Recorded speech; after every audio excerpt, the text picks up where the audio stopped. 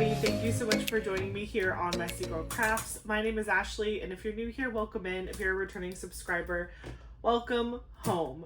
Tonight, yes, it's tonight, we are going to be whipping on my final two Blankety Bites minis.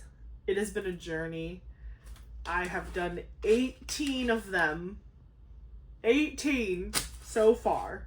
And I am on my last two to complete the set of 20 minis from Blankety Bites. Because I'm on the last two, I've been kind of going back and forth. I've already started both of them. I was tired at one point and I accidentally mixed my colors on like two very different colors, but instead of like removing them out of my tray, I was just like, you know what, I'm just going to use them and put both colors on both canvases. And then I was like, I might as well do that with the rest of the colors. So like I'll put a color in my tray and like do all of that color on one canvas and then do all of that color on the other one, because there's literally only these two left. So I have the Rubik's Cube and the guitar. They're both, the Rubik's Cube is probably like a third of the way done. The guitar is like more than halfway done, I would say. All that purple is done and then the neck of the guitar is done. So it's just the pink part that I really have to do. But yeah, I'm just going to be going back and forth on these while we chat tonight. And I don't know, maybe I'll get it done. I think, was it this one that I got done? No, I think I got this one done in our video last week. I don't even remember. I feel like I actually accomplished one of these on camera. It must have been one of these. Maybe it was the shoe. I don't remember. I've been doing a lot of them off camera, obviously, whenever I'm upstairs pumping, but I've been working on them, so I'm almost done. Any Hoosiers, how are you doing? Are you well? What are you working on while we chat tonight or today, whatever time it is for you? It is Tuesday, womp womp, at 8:27 p.m. So not super late.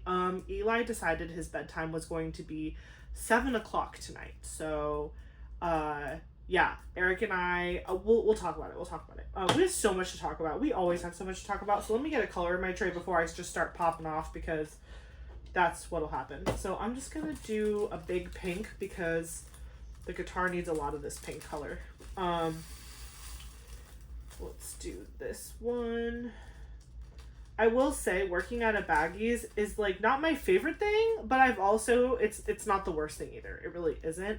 The thing that kind of stresses me out about working out of baggies is that I do this with them because I'm chaotic. So I just throw them all over my table, and that's like a quick way to lose a color.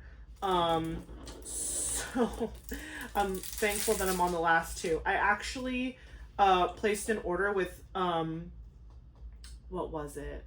Where did I get it from? I think I got it from Creations Morin. I ordered one of their like baggie organizer, 3D printed baggie organizers. I think you could probably also use it for like organizing pretty much anything that'll fit in the slots.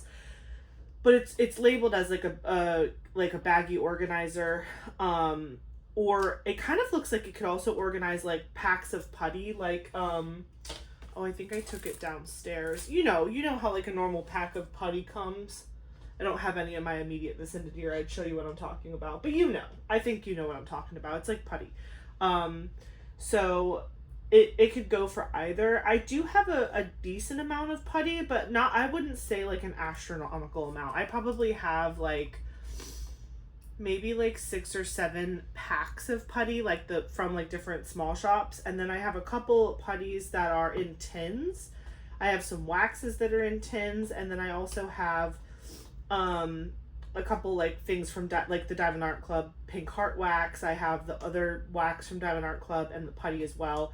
Not a ton of it because I try to get rid of it because I have so much of it already. Like every time you get a canvas, you get a toolkit. So I just try to like offload all of those in bulk. But I have various putties and waxes and things like that I just keep in an acrylic little drawer organizer in my white cabinets behind me. Speaking of behind me, you see anything new going on back here? That was so fun to put together, by the way. I forgot to put that in my notes actually, which is like crazy. That's more of a diamond painting update, but I'll talk about it now since I'm already talking about it. Yeah, I ordered these. So this right here, let me like get out of the way. Which way do I have to go? This way? This is a cube that came with the Elizabeth Ward trays in that. Well, it didn't come built, but basically you order this 6 cube tray, and it came with 6 assorted Elizabeth Ward containers. And then I ordered also with birthday money this taller tower here. This one holds 12 Elizabeth Ward trays, but it came empty. You just ordered the tower itself. And then I filled it with Elizabeth Ward trays that I had purchased since deciding that I was going to do this big 26 for 2026 challenge. So I couldn't wait a second. Like, they literally showed up on Saturday, and I immediately wanted to build them. I built them both by myself. It didn't really take any extra effort. I did need a flathead screwdriver because I had to turn. There was like a couple like things you had to turn to lock the screws into place and stuff, but it pretty much came with all the hardware you would need to put it together. And it was really simple to put together, and the instructions were really clear, which I'm thankful for, because normally Eric builds all of my furniture like that. Like, he built all of these white cabinets and stuff, but I was like so proud of myself that I built both of those. And it was so satisfying to slide all of the Elizabeth Ward trays in. The 2 that are missing up top is with my W.I.P downstairs, which we'll talk about in a little bit. But yeah, so I have that ready to go. The only storage that I'm waiting on still is I ordered the Tra bricks from Cadyard, and I got the Nami style, which is that beautiful like ocean deep blue color. So once those arrive, I will have all of my kit up things that I'm going to use to kit up all of my projects that I have going on. You can't see them right now, but behind me against my window that's right here is all of the kits that I'm going to be doing a kit up for this challenge. I am so excited about the challenge. I can't tell you, especially when I was like picking the kits. I went live with my channel members on Sunday night, and we just had such a good time going through them all. And I had a couple that I was like, I picked this, but I would love your input if you think another kit would be better in this category. And so they did make 2 swaps. And so I am planning to film a video, ideally tomorrow, where I go over all of the, like, everything for the challenge. Like, these are the kits that I'm going to kit up. These are the storage units, the containers that I think I'm going to kit up this particular project in, and this is why I picked this one. So we'll go through, I'll make a whole separate video about the challenge and what I picked and where it's all going and what my plan is, because like honestly that would take up a lot of the time here. So I will definitely be doing that, so keep your eyes peeled. My goal is to film it Wednesday and post it Friday, but we'll have to see. Which leads us into my life update is that, if you caught the title of this video, my son forgot how to nap. I don't know. I feel like this is my first baby, and every day is a learning experience, but I am constantly humbled by the fact that, like, you think you figured something out, and then you realize that you know nothing. You're like, oh my gosh, I think I have a schedule together. He's responding really well when I do XYZ in this order. And then, like, you go to do it, like, the 3rd time. Like, it works. Like, you figure it out. Then you do it the 2nd time, and you're like, oh, this is great. And then you go to do it a 3rd time, and he's like, nope. New day, new me, I've changed the game. And you're like, I just want to be on the same page as you so desperately. He's still eating amazingly. He's right now, I have him right here on the monitor. He's sleeping like a dream. He wanted to go to bed early tonight, so we let him. So we're still putting him to bed around like 7:30 to 8:30, anywhere around in there. Whenever he's like, I want to go to bed, we do it. We bathe him 3 times a week, so on bath nights we start his nighttime routine a little bit earlier, but like for the most part his nighttime routine starts about 7:30, and then the last thing that we do is like feed him while we're reading him a story, and then he goes right to bed. So it just happens to fall around like 7:30 to 8:30 that he falls asleep. And then we wake him up around 11:30 to midnight for a new diaper change and a bottle. And then he goes back down till 6 a.m. And then what we were doing previously was that at 6 a.m., I would wake up and I would change his diaper, feed him, and put him right back down, and he'd sleep till 9 a.m. That's still happening. Like, he's still doing that. But I don't think... I think he sleeps because he'll sleep. Like, he's like, I like sleep, and I'll sleep because you're putting me back down for sleep. But I'm thinking it might be better now that he's like 3 months old moving towards 4 months old, I think his wake windows are starting to get longer. And I think that I need to, when I wake him up at 6 a.m., I need to like keep him awake for a while, because he's sleeping an additional 3 hours basically from 6 to 9. Once I bring him downstairs at 9, he plays for a decent amount of time, which is great. You know, it's great that he's so playful and whatever, but he's been really struggling with like the napping situation. Like a week ago, he was napping, like I would bring him down at 9. He would probably ask for his bottle around like 10:30, maybe 11. We would try to get it closer to 11, but again, I'm not going to just let him cry and be hungry. So anywhere from like 10 to 11, he'd have a 4-ounce bottle, and then he would go down for a nap and stay down until like 3, like or 2:30. He would sleep for about like 2.5, almost 3 hours sometimes. But that is not the case anymore. Now his naps are like barely an hour. And like today he napped for about an hour in his swing, and then when he wakes up from his naps, he wakes up like crying, like squeal crying, and you're like, oh my gosh, like what's wrong, are you okay? Like you rush over to him, and then he like realizes you're there, and he's like, he calms down. It's almost like he woke up and being afraid of something, and like that's so sad. But I'm sure it's just like a developmental thing, but like it's not fun for your baby to wake up like scream crying. But he calms down really fast, so once he sees us, he's like, oh, okay, we're good. And then sometimes like he'll wake up from his nap, but you can tell he's clearly still tired, but he won't go back to sleep. And so, you know, I'll try to bounce him, I'll try to play with him, I'll hold him. Sometimes he doesn't want to be held. Sometimes he wants to lay on his back. Other times he wants to sit straight up with support, obviously, because he can't hold himself up yet. It's just been very much like a guessing game lately, and it's so exhausting. And again, I don't blame him for any of it. I'm not like upset with him at all. It's more, I'm trying not to be upset with me for not being able to figure out the puzzle that is like his daytime schedule. His nighttime schedule so far, knock on wood, has been perfect. Like since he was 2 months old, he has been sleeping through the night consistently, and that is such a blessing, especially because, you know, Eric's already back at work. I'm going to be going back to work in a month, which gag me, literally gag me. So it's like that part is great, but the daytime thing is stressing me out, especially because like after Mother's Day, my mom is going to start coming over like a lot more often to start kind of practicing like handling him during the day. And I just really don't want him to like, I don't want him to be sad all day and like, fussy and, yeah, my mom is doing me the world's hugest favor by basically taking care of my son for free until he goes to school, and then honestly probably helping us with like pickups and drop-offs for school and stuff. And again, she's happy to do it. She's reminded me of that 1,000 times, but I just feel guilty if he's like, it's different if like if I give him to her and I'm like, okay, I write down a schedule. I'm like, this is his schedule. If you follow the schedule, he will thrive.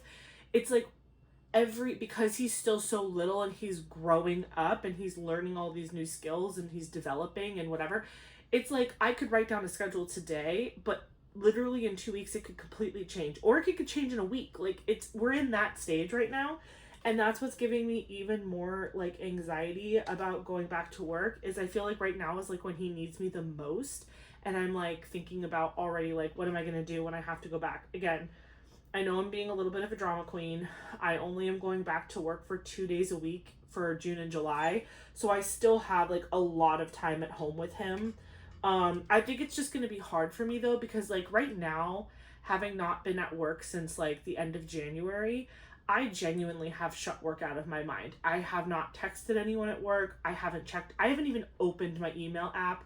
I have not engaged in work things whatsoever, because I know myself and I know that if I dipped my toe in, my mind would start racing and I would start obsessing about like, what am I going to do about this when I go back, and what's going to be my strategy? I'm a planner, and I am very futuristic thinker. So if I got a taste of any changes that were being made, or any drama or success, like if I heard anything that was going on, I would, my wheels would immediately start turning about how I was going to adjust to that going back.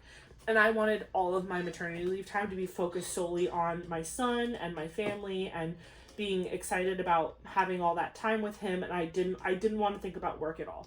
And I haven't. And I've been very, very, very diligent about that. Like, Eric was checking emails and stuff on paternity leave. I was like, that's on you. Like, I'm not touching my anything. Because I know I wouldn't be able to like pull back if I opened that door.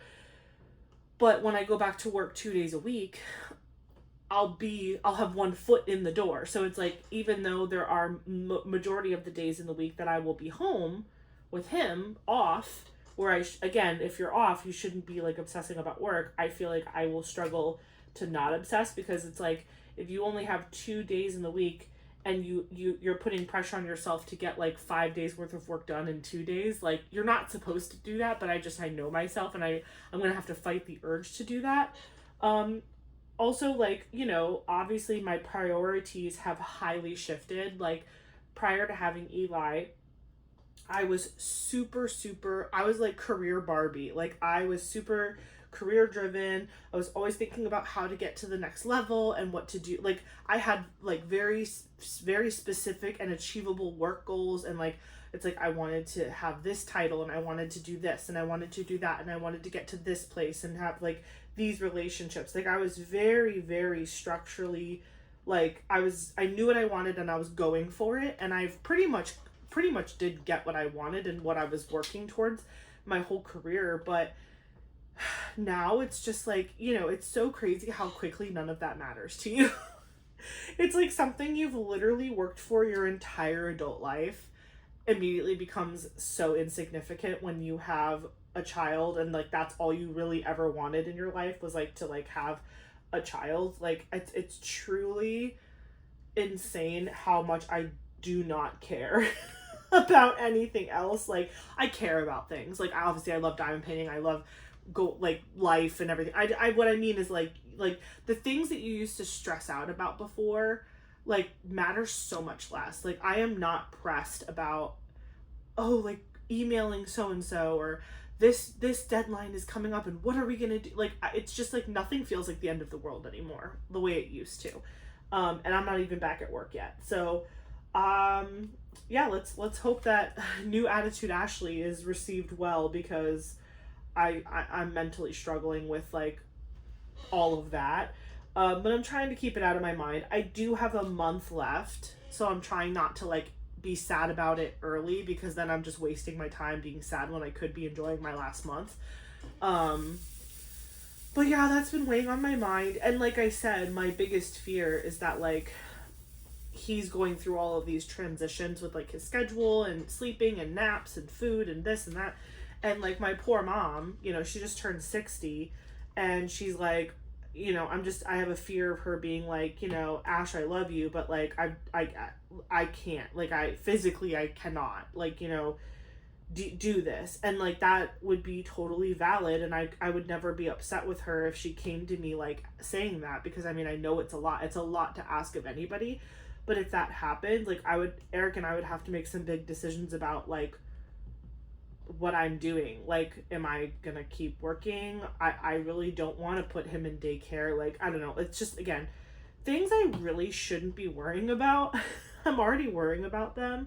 So I need to chill out. And honestly, the 26 for 2026 challenge has been a fabulous distraction from all of that negative energy. So I thank you, Nicole, for dropping this challenge on my head, because it's genuinely brought me such a joy for this craft that I already loved this craft, but it like reinvigorated me, and it gave me a vision for how my hobby is going to translate with motherhood, because I think I was also having a little bit of anxiety about that. of like, and this was like really in the beginning, which of course, like when you bring home a new baby and you're a first time mom, you're like, I don't know what I'm doing. I don't think I'm ever going to be able to do anything other than this ever again, which is not true, obviously.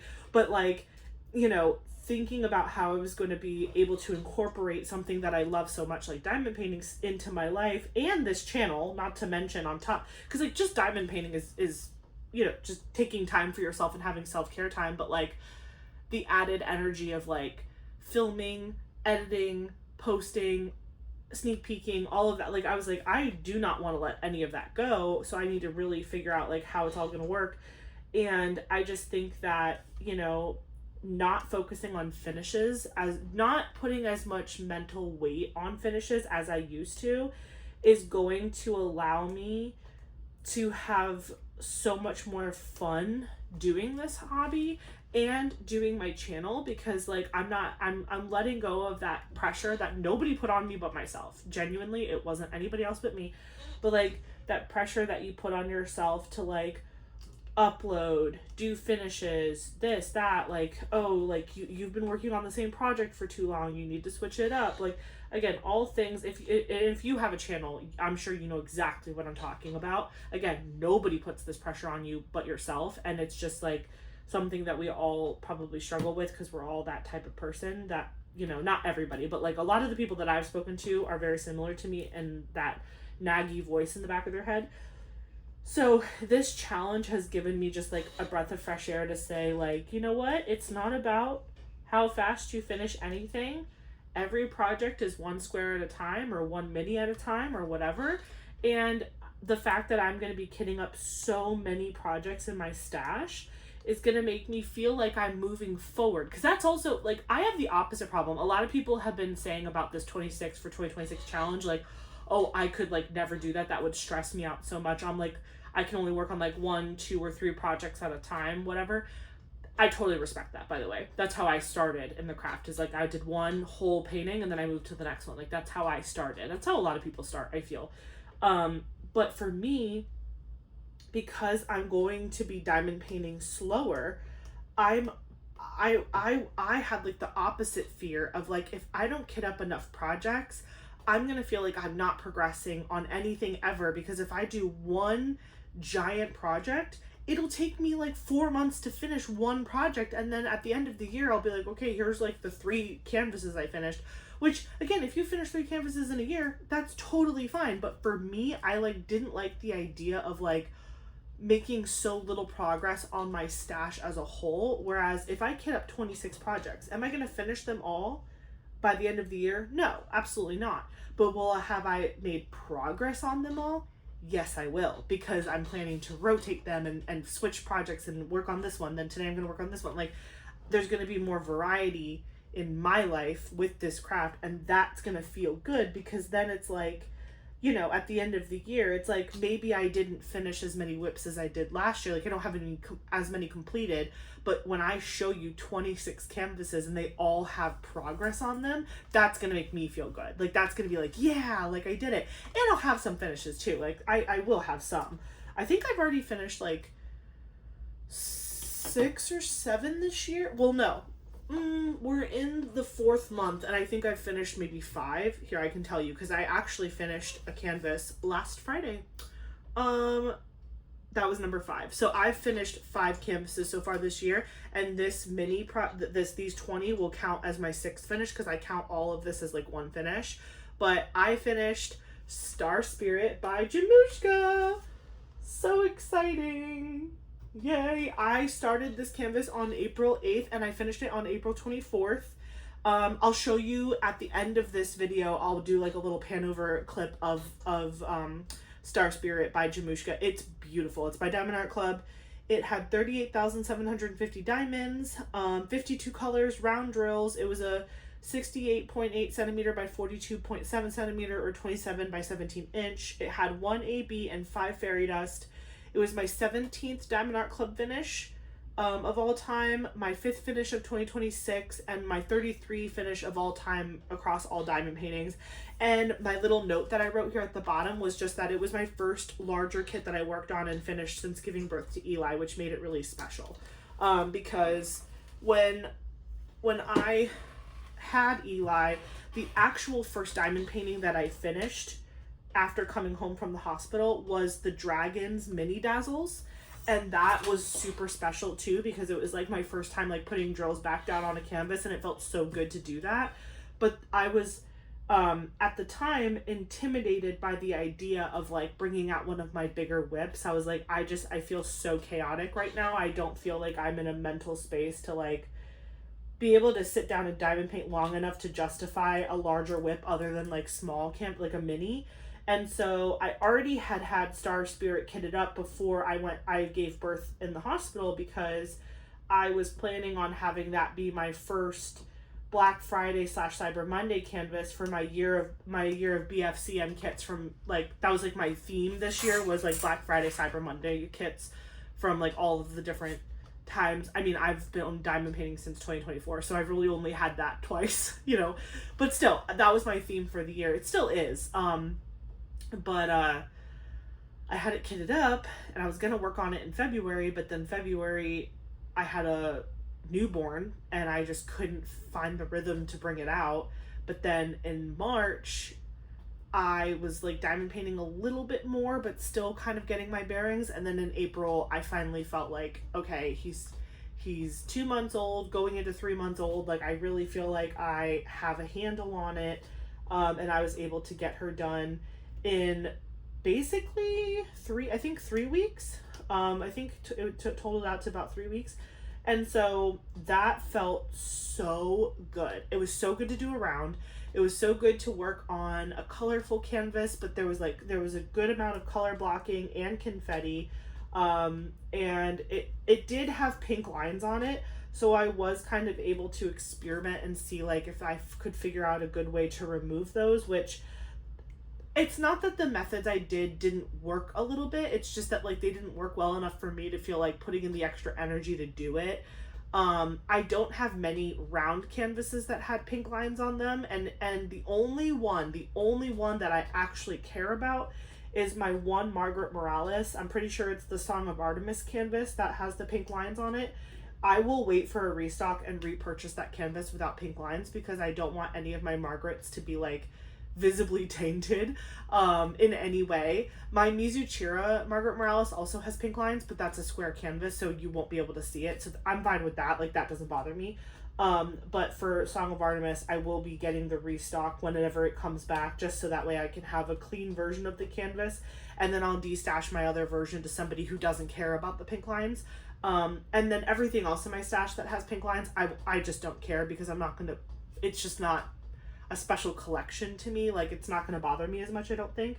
But yeah, so anyway, getting back to diamond painting felt really, really good. And the fact that I was able to get that finish for April, I'm so impressed with myself that I literally have a finish, at least one finish every month, even through having a child. Like, I had a finish in January, February. He was born at the end of January, so my finish happened before I went to the hospital.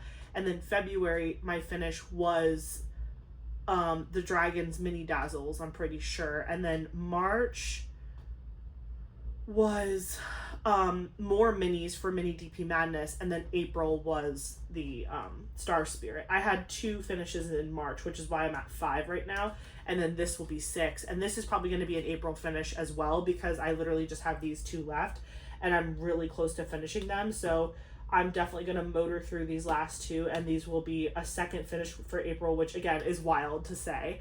I did bring downstairs my whip from 2025, which is Marie Christmas.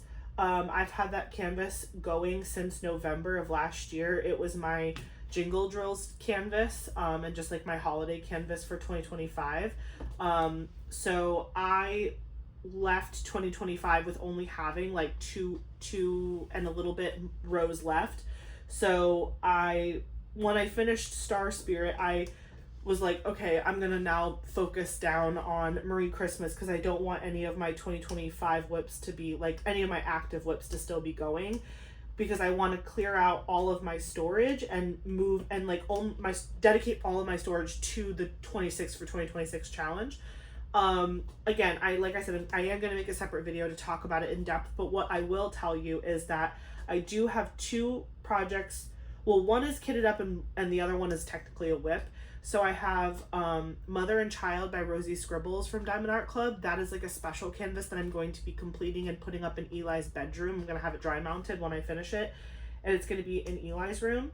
That canvas will count in my 26 for 2026 because it's kitted up already, but it doesn't have drills down on it. And the other canvas that is also going to be kind of folded into that 26 number is going to be my Vase with Pink Roses by Vincent van Gogh from Jaded Gem Shop. It is a hybrid charted canvas. It is super confetti and it's large. It's like 100 by 80 centimeters. And I got it very early on in my diamond painting career, and I want to display it in my home because it is a beautiful piece. But I did one row of it. So it's a horizontal painting. I did one row of it like this way, like up and down, and it's mostly the background, and it nearly took me out. I did it for Summer with the Masters 2025, and Summer with the Masters 2026 is literally around the corner, and I know I'm gonna have to bust her out again, which, again, have to is a strong word. I can choose to not work on it if I don't want to. I don't want to force myself to do anything I don't want to do. I really do want to do it is the problem. Like, I really do want to finish it. I do want to display it in my home. It's a beautiful painting, and the fact that it's hybrid charted, it's like, because it's a painting, like in real life, like it's a Van Gogh painting, the hybrid charting makes it look painted. It actually gives it that painterly effect, which I really enjoy. But the fact that it's 100 by 80 centimeters, which I picked because I wanted it to have like the most detail possible, and I was a new diamond painter. I didn't really know what I was doing, XYZ, blah, blah, blah. So I have that as a WIP. And so that is also going to count as one of my WIPs for the challenge. So those 2 are kitted up already. And again, there's already drills down on the Jaded Gem Shop one, but everything else is going to be new. All the other projects are going to be brand new. So I have them all behind me, and I'm really excited to film that video. It's been very nice. I will say it's been really fun to be excited to film videos. Like, you know what I mean? Like, I didn't know what to expect. I was not sure if I was going to be like, oh, this feels like a chore now, or I don't know what to say, or so much has happened. No, I still love turning this camera on and talking to you guys. It is still just as exciting to me now as it was before. And honestly, it's even more exciting because I feel like I have so much stuff to talk to you guys about. Like, I have so much to share about Eli and about my life and about transitioning and motherhood and diamond painting and there's just so much to talk about. There's so much to talk about. So that's all good news. So I know I started off the Whip and Chat with some sort of like womp womp news, but I feel like diamond painting is doing what it's supposed to. It's pulling me out of the funk and giving me something exciting to like talk about and look forward to. And it gets me through some of those like more gray areas, like going back to work and trying to understand Eli's needs and wants and schedule and making sure he's meeting developmental milestones and all. Like, those are things that like haunt my brain 24/7. But when I'm diamond painting, I'm diamond painting. Like, I'm watching a YouTube video, I'm chatting with you guys. What was I watching the other day? I was finishing up Star Spirit by Jamushka, and I was watching something very interesting. What was it? Oh my gosh. Okay, so this was like a while ago, but do you guys remember when GameStop, there was that whole thing where like GameStop was going out of business and their stocks were super, super low and they were going bankrupt, they're filing bankruptcy, whatever. And then like all these people on Reddit like basically decided they were going to all invest in GameStop, and then the stocks were selling for like hundreds of dollars, and it was like ballooning, and then like all these hedge funds were exploding and almost going bankrupt themselves. And then Robinhood, which was like a personal investing app, like turned off the buy stock button, and then everyone started selling their stocks and everyone lost so much money. It was like total like conspiracy, Wall Street, financial crazy. It was so fascinating. So if you have Netflix, it's on there. I can't remember the name of the documentary specifically, But I think it had the word GameStop in the title. So if you just type in GameStop in Netflix, I'm sure the doc won't pop up. But yeah, it was so interesting. It was like a docu-series. It had a couple episodes to it, which I love docu-series. Like, I love a documentary, but I love a docu-series because then it's like, it just feels like it gives them more time to go in depth. Like a documentary, you might see one that's like maybe an hour and a half to 2 hours, but a docu-series, each episode is typically like 45 minutes to an hour. So if you get like 4 or 5 episodes, it's definitely longer than a documentary would have been. So I love it. I also watched a very fascinating Untold. I think that's another Netflix thing. It's like the Untold series. And it was talking about Lamar Odom, who is a famous basketball player. And it talked about like his drug use and like all of the stuff with him. It was titled crazy though. It was like the life and death of Lamar Odom Jr. or something like that. And I was like, wait, did he die? Like, I felt so out of touch because I used to watch the Kardashians, like unironically, like I used to watch it just like for fun trash TV. Like I just enjoyed having like something trashy on in the background, and like Khloe Kardashian was married to Lamar Odom Jr. And so like I fell off watching the show when they were still married. So when I saw the title of that Untold documentary / like story or whatever, I was like, wait a minute, is Lamar Odom Jr. dead? I was like freaking out. So I looked it up. He's not dead. He's not. But he did / does have major drug addiction and substance abuse issues that he is probably still battling to this day. But like the documentary was so fascinating because it was like they were interviewing him, like they were actively talking to him about his addiction and like the things that happened in his life. They talked to Khloe Kardashian, who was his ex-wife. They divorced in like 2016 or something like that. But like it talked about their relationship a lot and like all the things that she was covering for him and this and the other and blah blah blah. And then it even brought in his first wife, like his first wife and her and like their kids. And it talked about like how, and I never knew this, but Lamar, when he was married to his first wife, they had 3 children, and the third child was a son, and he passed away from SIDS. And I was like, Eric and I were like downstairs and I was diamond painting, and he was like on his Switch. Like, please know that my gut reaction was to run up my stairs and like touch my son just to be like, are we good? Are you good? Again, I was watching him on the monitor, like sleeping and breathing, but I was just like, I just need to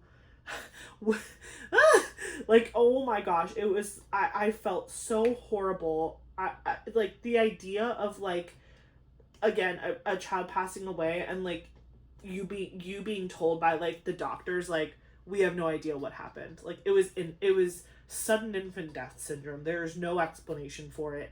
The kid wasn't choking. He wasn't like improperly placed in his bed. It was just he died. He stopped breathing. And I'm like, that is crazy. Big crazy fear of any parent, I'm sure.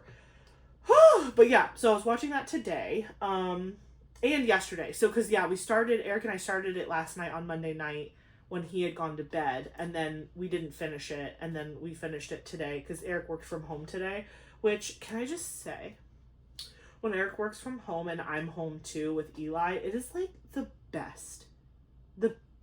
It's like, I wish every day could be like that. Like, I wish every day could be like me taking care of our son and him like working on his laptop in the living room and us just like putting on like whatever TV, and I'm playing with Eli and I'm feeding him and doing all the Eli things, but then like he's still like, his daddy's still there and like he can say hi and like tickle him and play with him too on his breaks, and like we get to have lunch together. It's just the best. So Eric is supposed to have 2 work from home days a week, and his days are Tuesdays and Fridays. When I go back to work, my work from home day is also Friday. So ideally, Eric and I will always be home together on Fridays, and then my mom will still be here to support us, because like if we're at meetings and stuff, like we can't be responsible for Eli. So my mom will still be here, but it'll be like a shorter day for her because Eric gets off of work at 4:30, so she can peace out at 4:30. Although ideally, Eric and I would be going to the gym Friday night, so she would be taking Eli with her, but at least she'd get to go home. And again, we'll see what Eli tolerates. Because if he doesn't get over this like crazy nap situation, I don't know what we're gonna do. But We're just taking it one day at a time. We're just taking it one day at a time.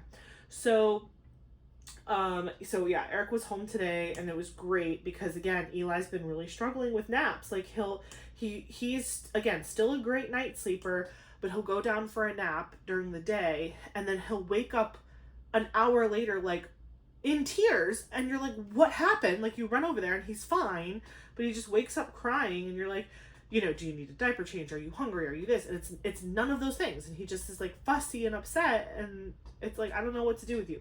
So what I'm going to try tomorrow, because I do need to edit this video in the morning, I wake up every day at 6 a.m. I do all of the Eli things. I feed him, I burp him, I put him back down to sleep, and then I pump. So when I pump, that's when I'm going to edit this video, which shouldn't take that long to do. It's been really great with this new software that I'm using, but shouldn't take that long.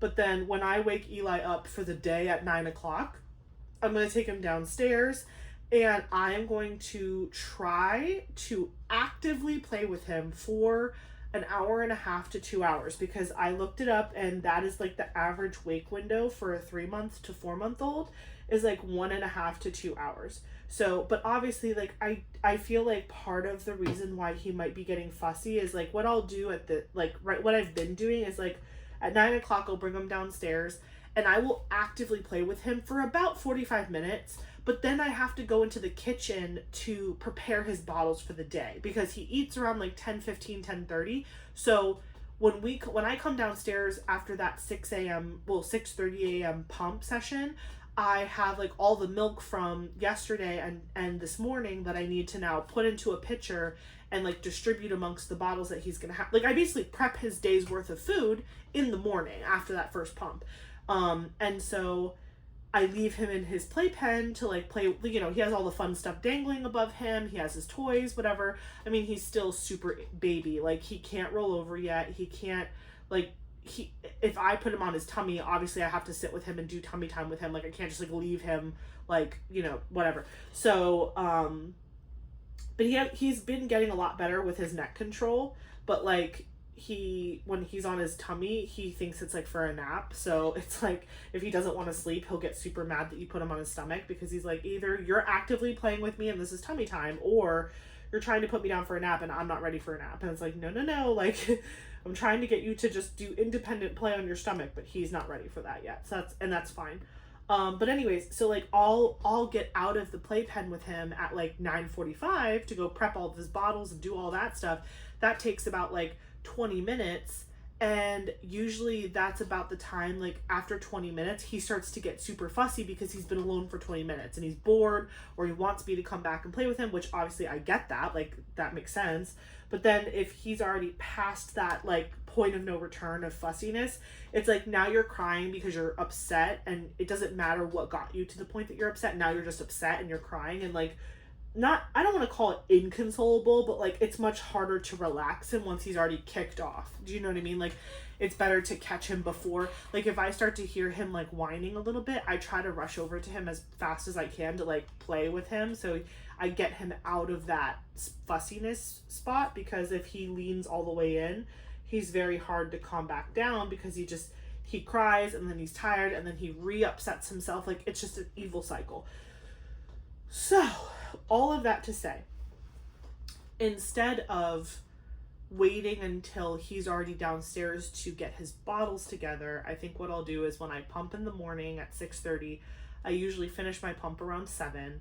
I'll go straight downstairs, prep all of his bottles for the day, do it all, put it all in the fridge, come back upstairs, edit the video. Then by then, it'll definitely be 9 o'clock. Grab him, bring him downstairs, play with him hard for an hour and a half to 2 hours, however long he'll let me.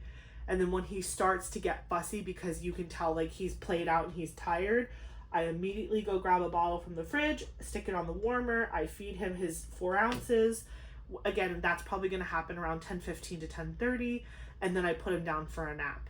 One of the things that we did today that was brand new, that he actually took to decently well, considering he was kind of a fussy fusspot all day, is we have a bassinet downstairs for him.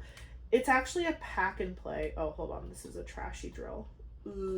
there's a lot of trashy drills in this set, but I'm not worried about it for other people who buy from them, because I know that the shop owner is making improvements. Like, if you go onto the website right now for Blankety Bites, they've already kind of posted like a last call for ordering this version of the Bling Tour 99, and they've already got a pre-order on their site for the next version, which is going to be upgraded materials, drills, all that good stuff. What was I saying? Oh yeah, so today, we have this bassinet. It's a pack and play, but it has an attachment on top of the pack and play that snaps onto it. That's like a full bassinet with like a little like half moon shade thing. And then there's also a changing table that snaps on. So I have like the changing table and the bassinet, and then the pack and play is underneath. We have not used the actual underneath part to this date. We just throw a bunch of toys down there and like blankets and extra stuff that we can just grab quickly, because he's been so small. He's been sleeping in the top bassinet. Well, now he's too long for it. He is not a fan of, like, if he sprawls out, if his feet touch the net of the material of the wall, he like loses his mind. So it's been so fun. So he has officially outgrown the attachment bassinet that goes on top. So today, when he was pretty fussy and we could tell he was tired, I said, Eric, let's just take that bassinet off, raise up the bottom of the pack and play so it basically becomes like a big bassinet. And we did that, and we put him down in it, and he took a really good nap. Again, it was only for about an hour, and he still cried when he woke up. But like, when he slept in it, he slept like this. Like, he was like fully arms stretched out, toes. He was like starfishing, and he was nowhere near touching the sides. And I was like, perfect. Because when my mom starts coming over to like be with him, when I go back to work, the only places right now that he really takes good naps is in his swing, which he's slowly outgrowing. And he does take good belly naps in his playpen, but like, you have to get him in the right mood to put him on his stomach, and he'll fall asleep that way. Because like I said before, if he's not perfectly ready to fall asleep on his tummy, he will get super mad that you put him on his stomach and then like put a blanket on him and walked away. You know what I mean? Because like, for nap time, I try to make it very like low profile, low engagement. I'm not stimulating him. I'm literally like feeding him a bottle, burping him, laying him down wherever he's going to take his nap, and like lightly putting a blanket over his legs, because he gets so hot. That's the other thing too, is when he cries, like when he's really mad and upset and he cries really hard, he is like pretty much sweating. Like, he's so hot, and then that like agitates him further.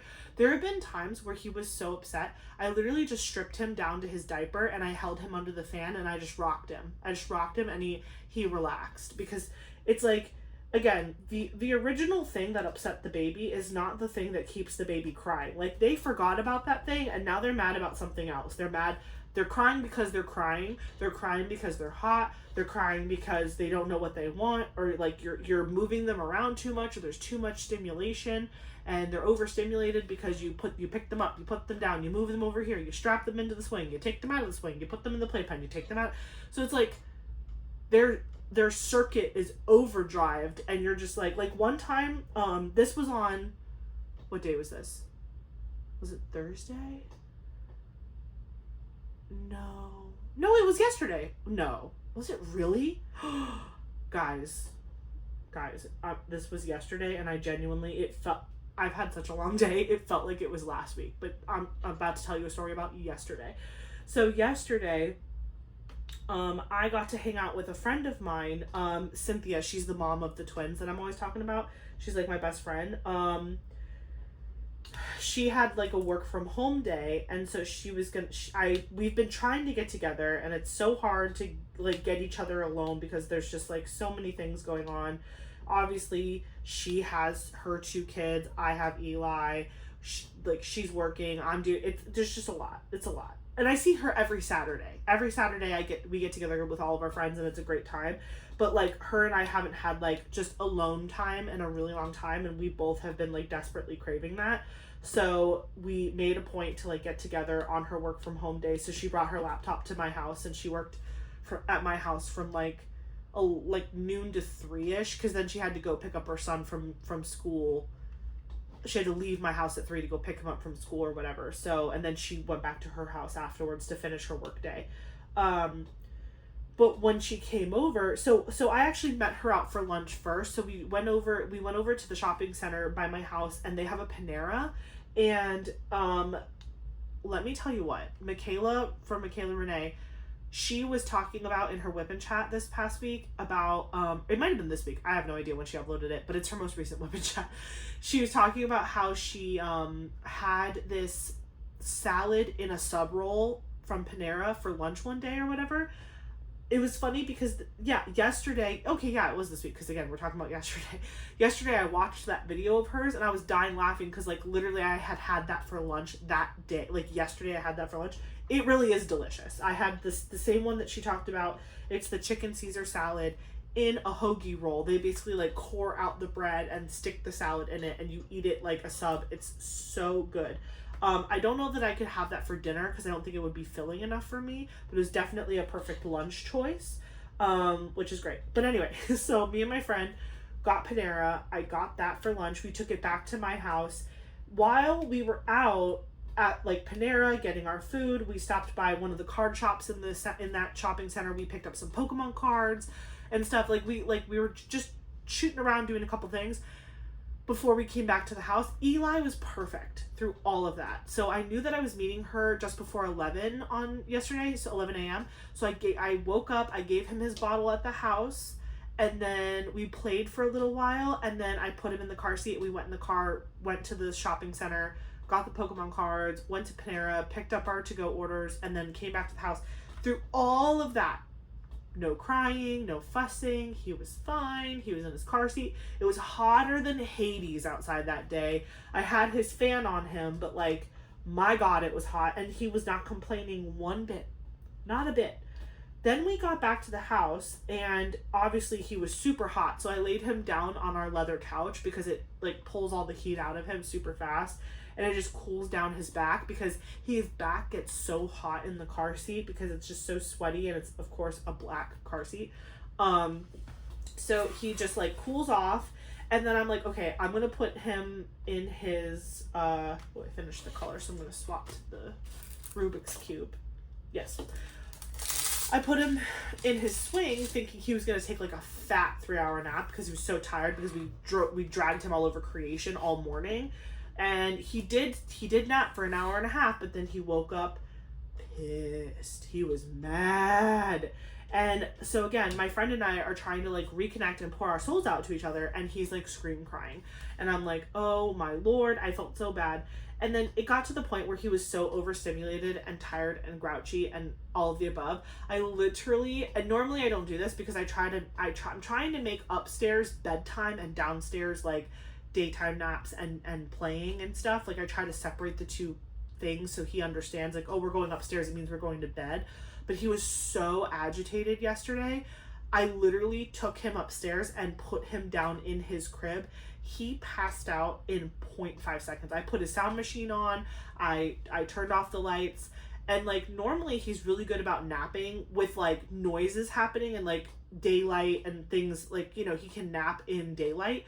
And the room wasn't completely pitch dark because we do have 2 windows in our master bedroom, and they had the shades drawn, but you know, you can still see the cracks of light like around the sides of it.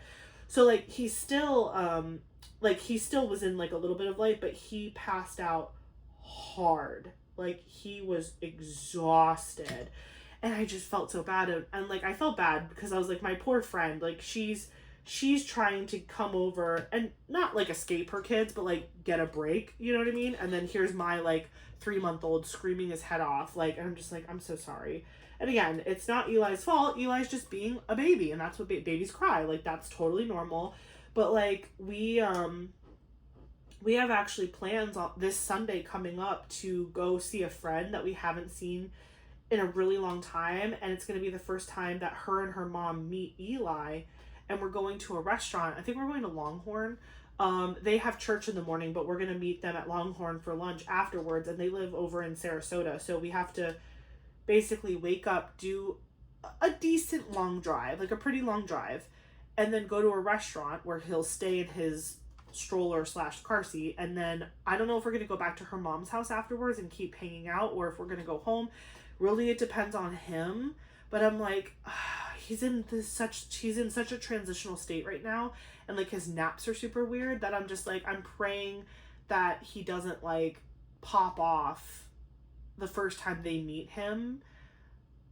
I know it's stupid and I shouldn't care. Again, like, they're gonna be understanding. Babies are babies. Like, it is what it is. But like, he really is such a good baby. Like, he's such a good boy. He sleeps through the night.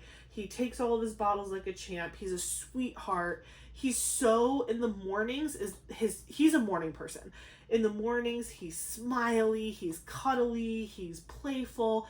Once you get into like the afternoons, all the way until bedtime, that has been the period where he's been super fussy. From like noon to bedtime, basically, until he's literally asleep and in bed, which is where he wants to be. He is kind of been challenging to deal with. And again, it's only because, you know, we're trying, you know, he can't communicate. All he can do is cry, and we're trying to figure out what he wants. But I think sometimes when we offer too many things to him, that overstimulates him, and then it makes him even more upset. So it's like partially our fault, but also just like all the research I've done has said that this is totally normal for like 3 to 4 month olds, and like it's because they're developing so quickly and their brains are working extra hard and like all these things. So I'm trying to give myself grace, but like, you know, he's gonna meet my friend and her mom for the first time on Sunday. Hope that's not a cluster. And then my dad and my stepmom are coming to meet him for the very first time at the end of May, right before I go back to work. They're literally flying in on Memorial Day, and then they fly home that Friday. So hopefully his schedule is a little bit better, because, I mean, granted, we're talking about like pretty much a month from now, so I really need to chill out with freaking out about it.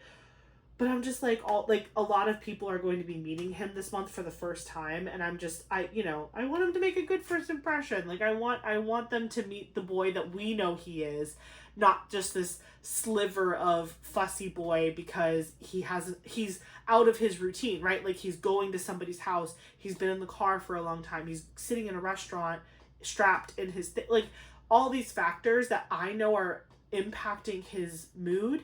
But like, you know, it's petty. Honestly, it's petty, and I need to not worry about it. Like, who cares what other people think? Like, everyone's just doing the best they can, including me and Eric, and, you know, whatever. But like, there's still that like little part of you that's like, you know, I want my baby to be perfect when they're with other people, so that everyone can be like, wow, your baby's perfect. You know what I mean? But I need to get over it. I know that that's not realistic. But also, he is perfect to us. Like, he's perfect and beautiful, and we love him, and he's so amazing. Like, he's growing so fast. Like, I can't wait to go to his 4-month appointment. His 4-month doctor's appointment is on May 22nd. And like, I already know they're going to tell us he's probably like 16 to 17 pounds already. And he's probably going to be more than that by the time we go to that appointment. He's such a big boy. He's getting longer, and his face is becoming more like toddler boyish. And I'm just like, oh my gosh, like my little baby, my little man.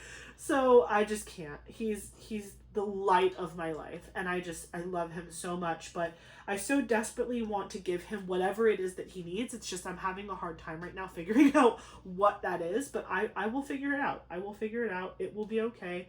This too shall pass. But yeah, that is what has happened to me this week, is I've been trying to figure out how to convince my son to remember how to take a nap. And in part of that, I also need to remember how to take a nap, because I literally, like, when he was like still 1 to 2 months old, I was napping a lot during the day when he was napping, because that's like when I was able to catch up on sleep, because he was still waking up at 3 a.m. for a feed at that point. But he stopped waking up in the middle of the night, like 2 months old. So from 2 to 3 months old, that was like the glory month. Like that's when I got all my diamond painting done. Like I slept in, whatever. Like like month 2 to 3, he really did have a solid schedule that he kept for multiple weeks, and it was fantastic.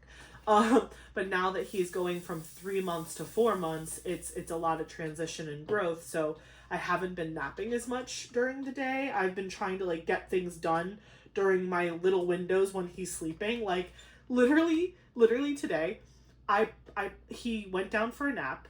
I immediately put my pump on, pumped for 30 minutes, and then like put my milk away.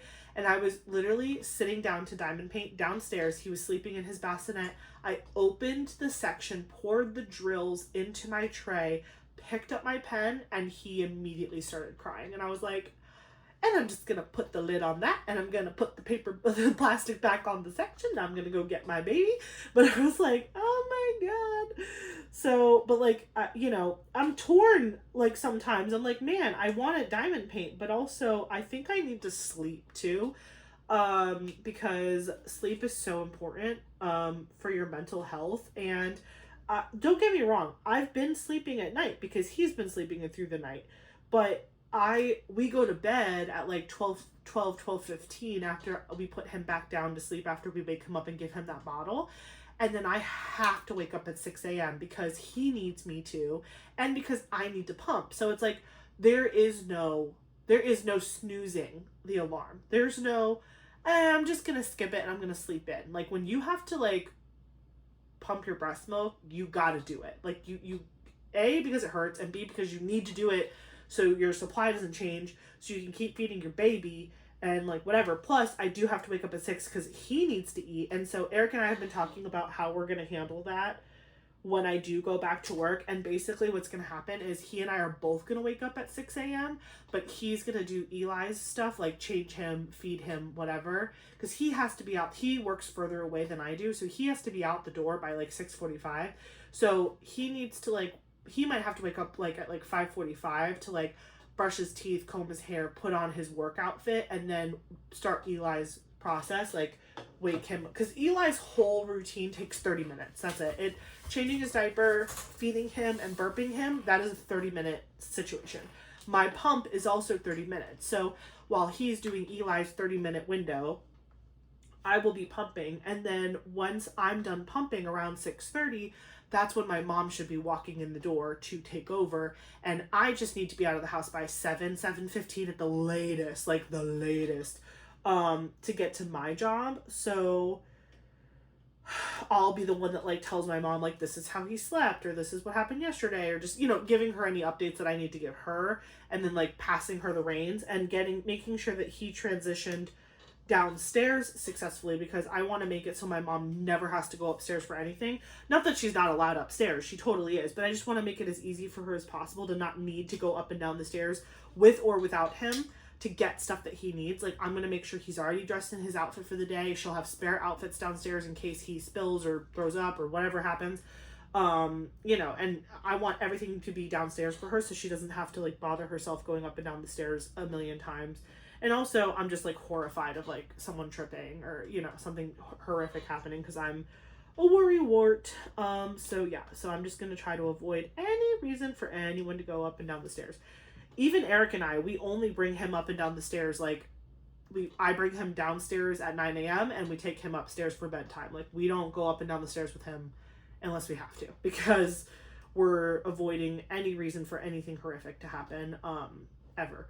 So pretty much that's where we're at. I have been sleeping through the night, but I'm so exhausted still. Just the mental load of everything that I just talked about has been just like making me so tired. Today when Eric was working from home, he was very, very gracious, and he let me nap for like an hour and a half while Eli was napping too, but he was like, I was gonna go sit with him and I was gonna diamond paint while he worked, and he was like, no, he was like, go take a nap. He was like, go take a nap on the couch and I'll be here, you know, in case he needs something, whatever. And I was like, are you sure? Because like, he's working, so he's not supposed to be doing anything related to Eli while he's working. And he's like, you know, if if he needs something more than just like something small, like I'll wake you up. But like we were all in the same room. Like it's not like I wouldn't have heard him. So he let me take like a nap, and that nap was delicious. It was necessary. So yeah, I'm trying to just find balance, and I feel like every time I find balance, the chess pieces move on me a little bit, but that is exactly what I figured this would look like. So I am not surprised by that. Oh, this is like one of those drills that looks like it got burnt. It's not that I didn't expect this. It's just that like I didn't know what it was gonna look like because I'd never experienced it before, and now that I'm experiencing it, I'm like, okay. Okay. Like I said, I feel like I'm about to go back to work in a month, and I feel like this is the critical time. Like, you know, when they're newborns and they're little peanuts and all they do is sleep all day, you're like, this is easy. And then, you know, they start to like need things, and they cry, and you don't know what they want, and you're trying to give them what they want, and it's like I feel like I need more time with you to know what it is that you need, but I'm now being told I have to go away only for, you know, a couple hours. But still, what's hard is that like with his current schedule, Eric and I are going to come home from work and basically put him to bed. Like I will come home. I usually leave the office at like 4:30, but I work until 6:30 because I work 4/10s. So I'll work till 6:30. My mom will probably end up giving him his last bottle. Eric will be walking in the door as I'm signing off from work or right before, and like we'll literally scoop him up and do his nighttime routine, and that's going to be like how we spend time with him on days that we're both in the office. And that also is super hard for me to like deal with mentally, but again, it's only for a short period of time. It's not forever, and his schedule could totally change. Everything that I'm talking about right now could look so different in like a month that it's like I'm really, really, really actively trying to not think about what if, because it's like you can't predict the future, and every baby's different, and I get to have him for the rest of my whole entire life. So I'm not worried. I'm trying not to sweat the small stuff, you know what I mean? Oh, the other eventful thing that happened. Oh my gosh. So super hard left deviation. I bought a hot water heater today. Yeah, so we've had our house since 2018. Because we got married in 2017.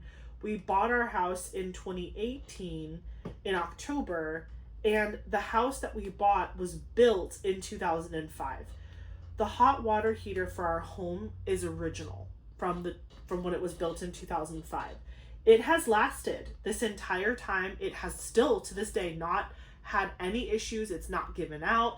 We pay for a plumbing service to come every 6 months and like drain it and maintain it and do all the things.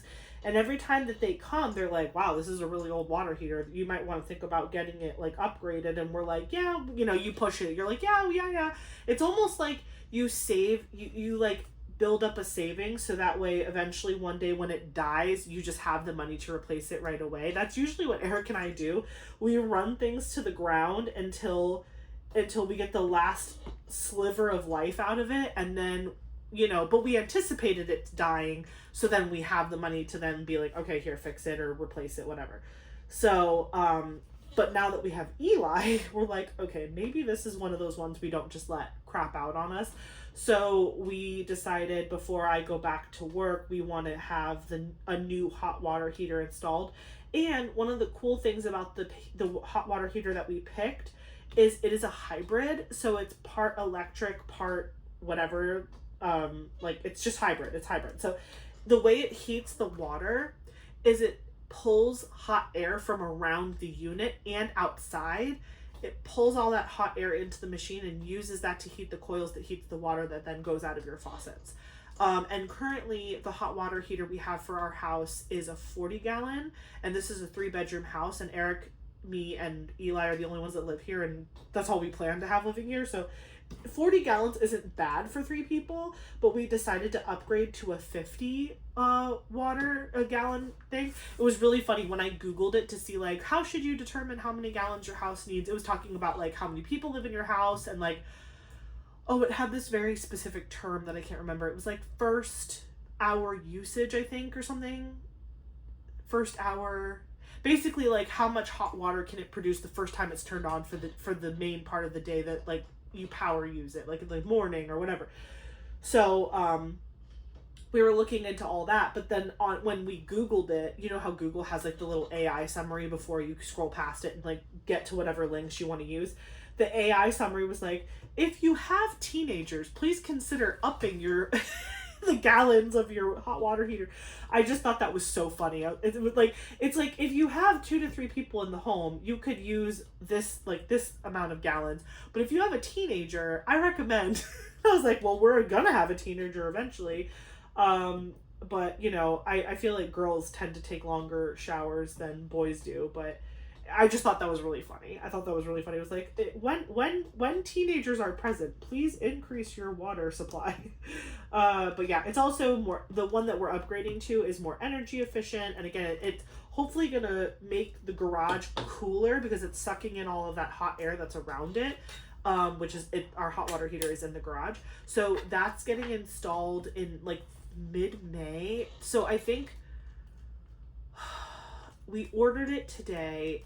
It was on sale, which was great. It was still expensive though. It was like $1,600 and change. I think with taxes and everything, it was like $1,700.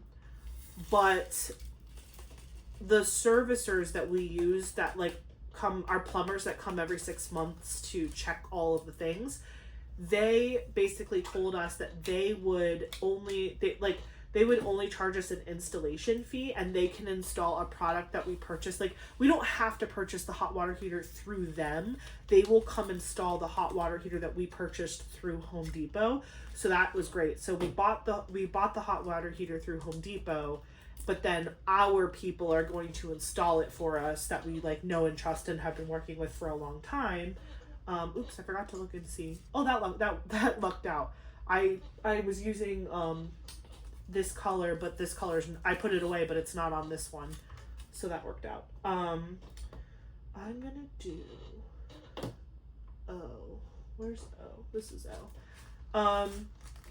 So yeah, so the hot water heater is going to be delivered to our local Home Depot May 1st through the 3rd, somewhere in there, and then Eric's going to go pick it up and bring it into the garage, and then the installation I think is happening like May 12th or something like that. So we'll have a new hot water heater. I just think that's like so funny. I'm like talking about like motherhood and like all these things with Eli, and then I was like, and then I bought a hot water heater. I still have not done my closet clean out, and I still have not done underneath my sink.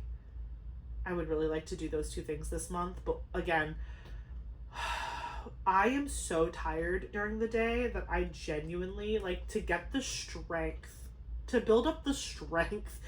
And honestly, May is going to go by really fast, unfortunately, because the first weekend of May, which is this coming weekend, again, for you guys, you're seeing this on Wednesday. So like the Sunday coming up, that's the day we're going to Sarasota to see our friend and her mom.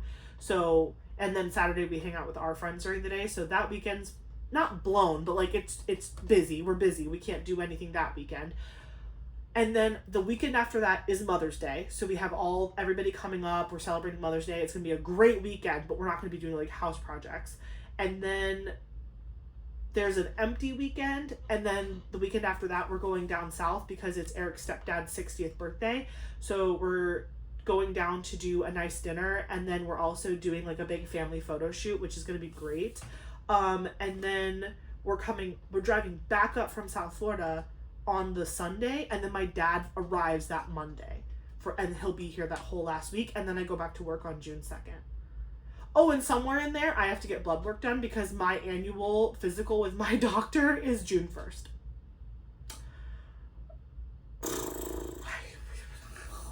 Yeah.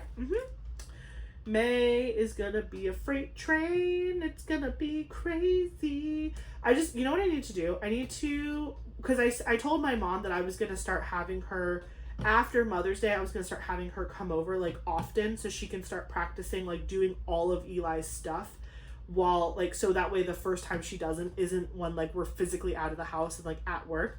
So maybe that's what I'll do is I'll have her come and do an Eli practice day, and I'll be upstairs the whole day like doing maybe like both projects if I can physically manage it, like going through my closet and at least taking everything out from under the sink, because if I can get everything out, Eric can then like power clean it, and then I can be the one that like decides what goes back in, because I don't think he cares about that. He doesn't care about the organization part.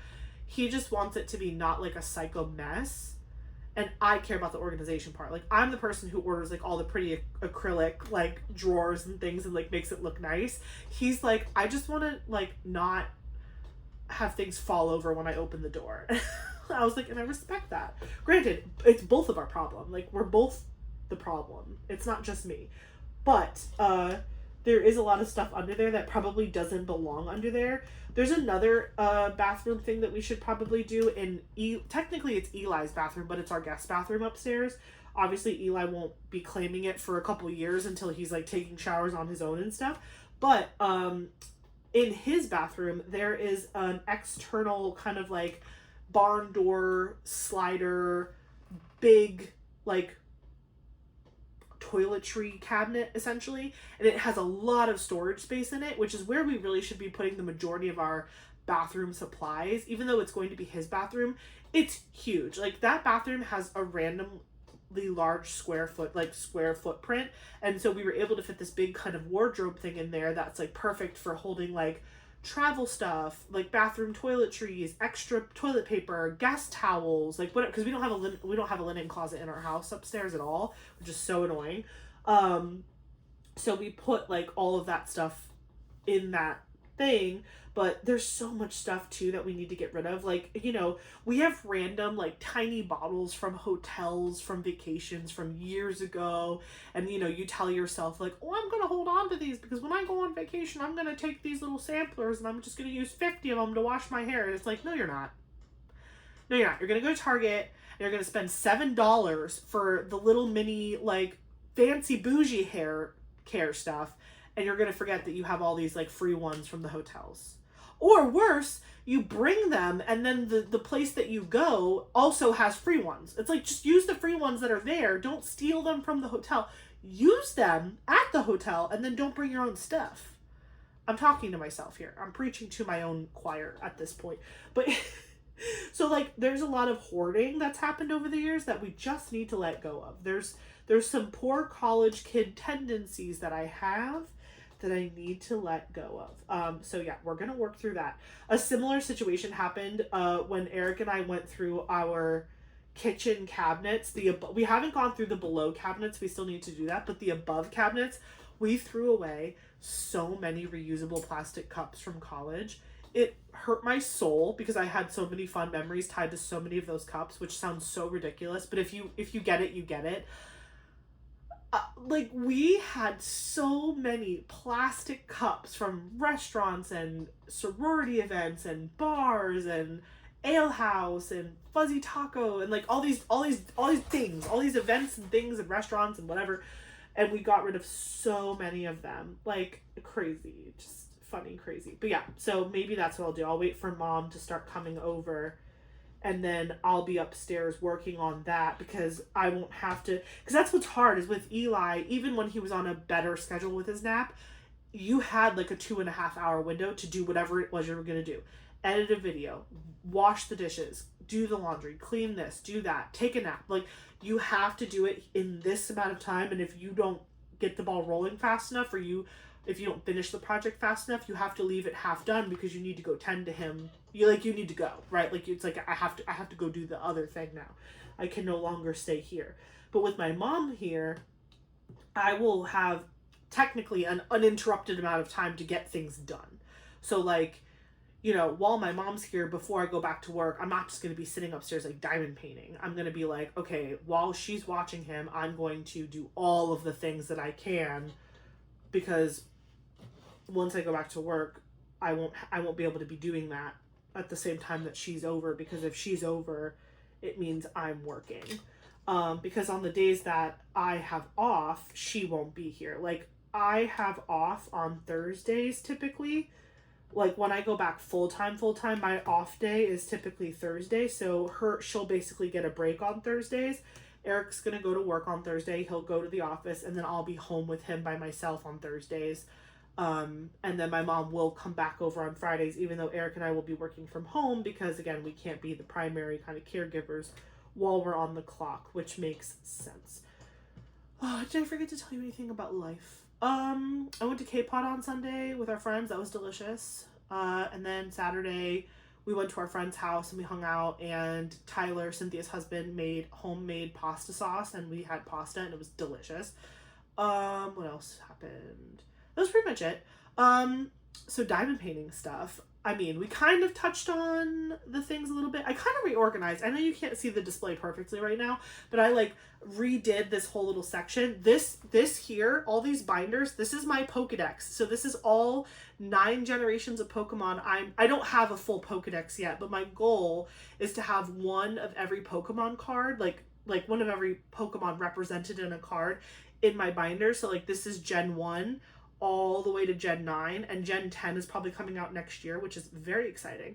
But yeah, so I have like all my Pokemon cards here and a bunch of cute stuff like displayed up here, and then I have my little crocheted Narwhal Bjorn that I did. That's like a Woobles project.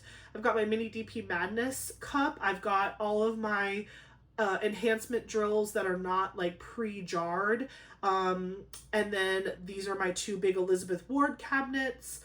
And then this is some Lego. And then all of this is stuff I still have to organize. So this thing that is on my desk, this is how I'm now storing my mini dazzles. And eventually also my like paint gems. Like I was practicing with some sets here. I have a paint gem here, and then this is a pretty little gem. This photo storage situation holds 4x6 photos normally, which is the perfect size for mini dazzles. So I can kind of show you really fast. This is a paint gem. These don't fit because the white space is too large to fit inside the little square. I was trying to do it earlier. As you can see, it's too big, but I ordered a bigger size of these. There's one that I put, it's actually, if you're interested, it's in my Amazon storefront. They make a 4x7 version of this where it's the little thingies inside the bigger thingy.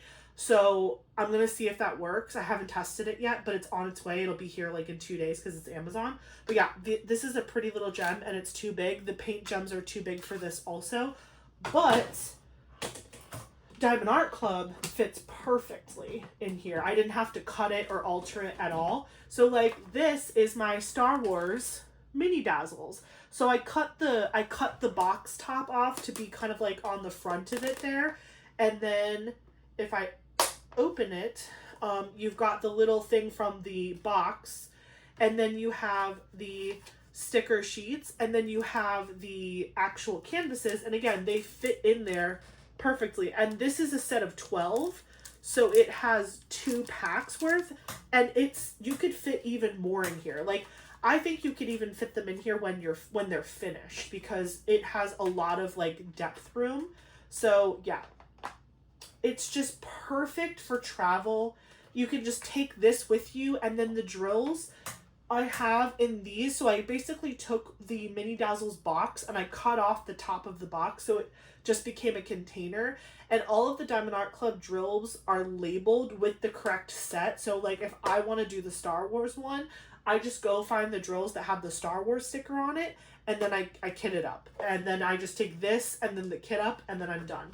So amazing. I wish this could hold the drills too, but it's not quite big enough for that.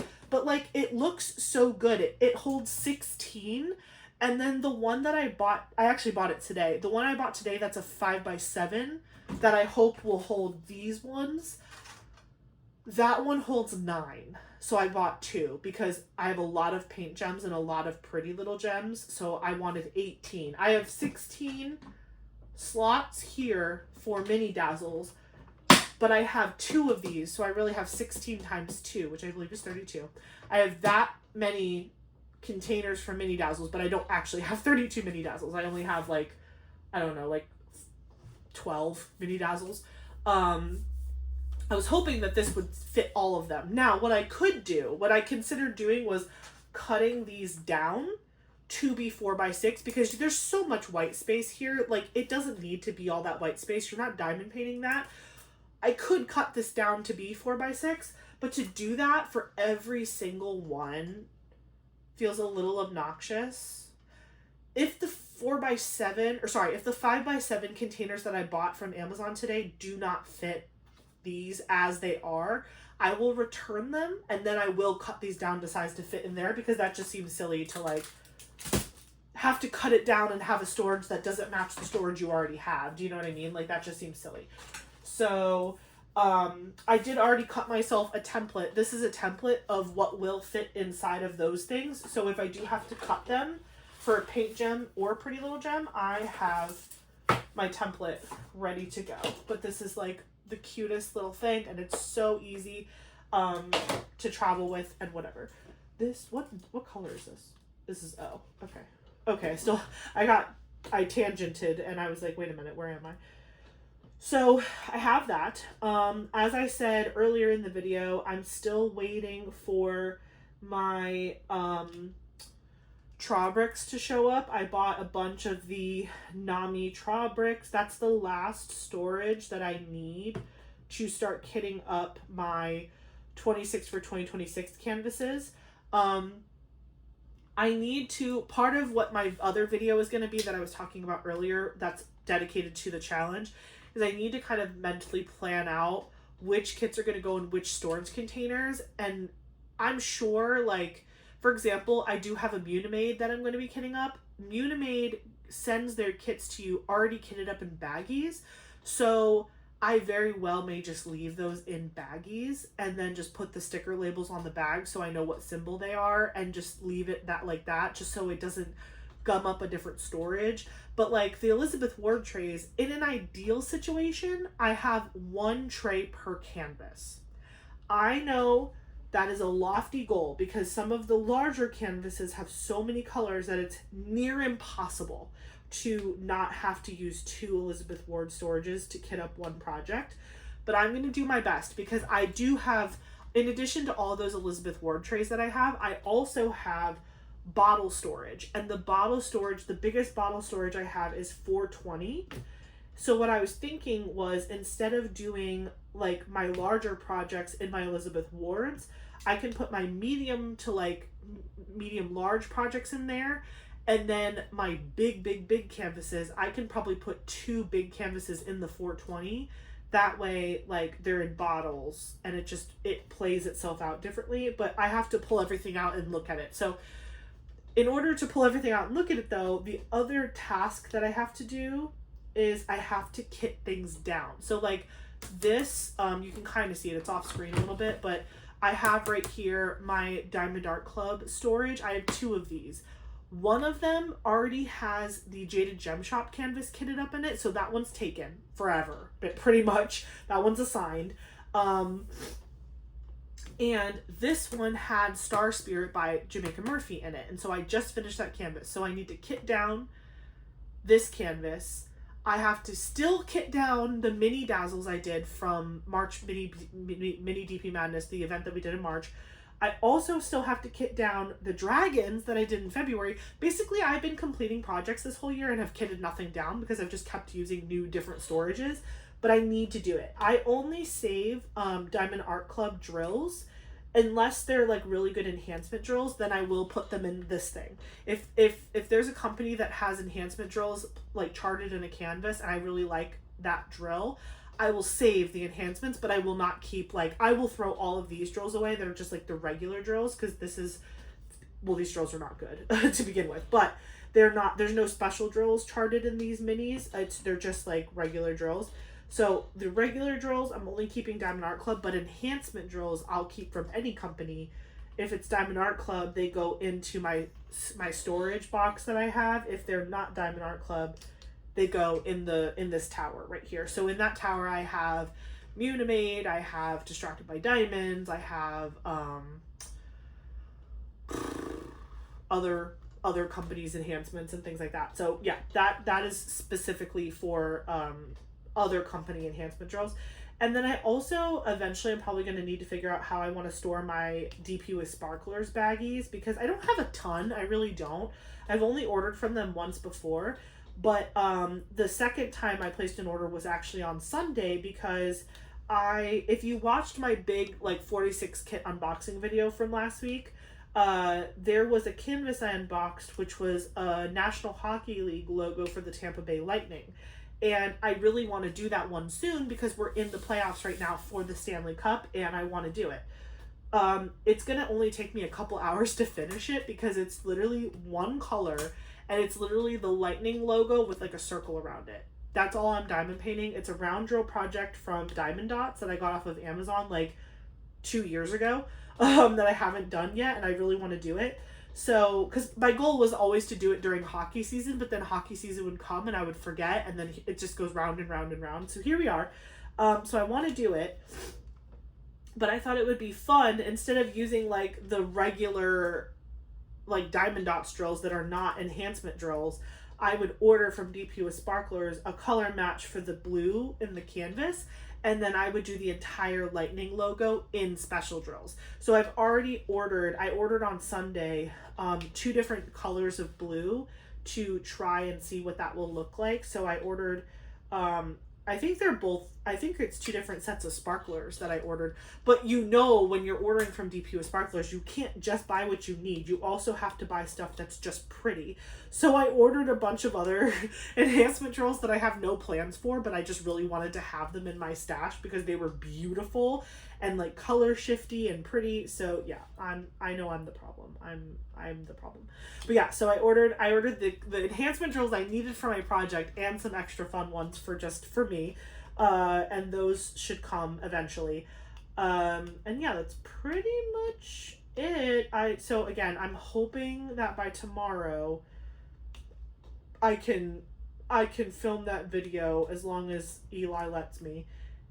I guess the worst case scenario though, if Eli is having a rough day tomorrow, I can just film at night again, because again, when he goes to bed at like 7:30 to 8:30, anywhere in that hour range, I have the whole night to do whatever I got to do. So like right now it's not even 10 o'clock yet, and then we're almost done with this video, and then once this is over, I'll probably take a shower, and then it'll be time for him to have his night bottle and for Eric and I to go to bed. So it's kind of easy to film when he's sleeping, because he's such a good sleeper. Again, like knock on wood, he continues to be a good nighttime sleeper. We just need to get his daytime sleeping figured out. And I almost wonder if like he's such a good nighttime sleeper because he's so exhausted from the day. He's just like, oh, my mommy won't listen to me, so I'm just gonna cry all day, and then she'll eventually put me to bed, and then I'm gonna sleep all night, and then we're gonna do it again the next day and whatever. But I'll keep you guys posted on how he's doing. Again, I am fully aware that this is normal and that this is a phase of life, and I will get through it. But like, I'm getting through it, okay? It's a lot. Also, do you like my sweater? It's not cold, really, particularly, but this is a very light sweater, and what I love about it, I got it from Amazon when I was ordering all these crazy things, but what I love about it is that, like, you can get it in, like, a crazy large size, because I think it's very hard for plus-size women to have cute clothes that look oversized on them. Like, for example, like when a skinny person wants something oversized, they might order like an extra large or a 2X to make it look super baggy and cutesy and to make it look like this. But like for a girl a person who is plus sized, it's harder to find a size range that goes high enough to get something big enough for it to look like, cutesy or whatever. So this sweater, literally, it could look like a sweater dress on me. It's long. I think I got myself like a 4X or something. It's like super big, but I love that. I've been living in this thing. This is the perfect sweater for like, you're going to a movie and you want a light sweater. You're going out to dinner and you need a light sweater. You're not wanting to put clothes on, but you have to go get the mail. This. I'll link it. But yeah. Yee! And they had like every color, which I'm very tempted to buy every color because I'm obsessed with it. But it's one of those weird Amazon sweaters where there's no tag, so you don't know which side like it's this. I don't know if this is the front or the back. It's the same on both sides.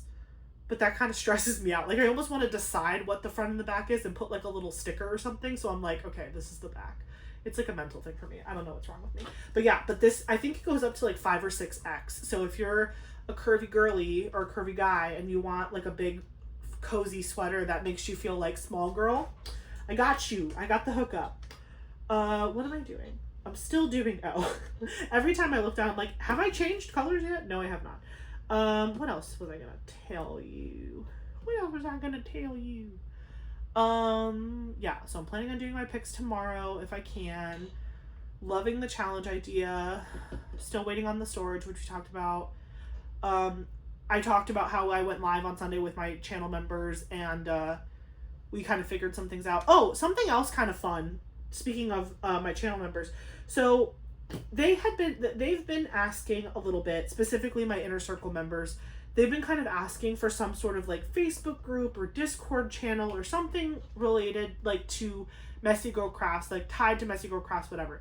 And so I was hesitant for a while because I was like, like I don't want to have to police that. I don't want to have to really manage that, like, Facebook groups, Discords. I'm a part of the Crafters Den Discord, which I absolutely love. Highly recommend you all join it.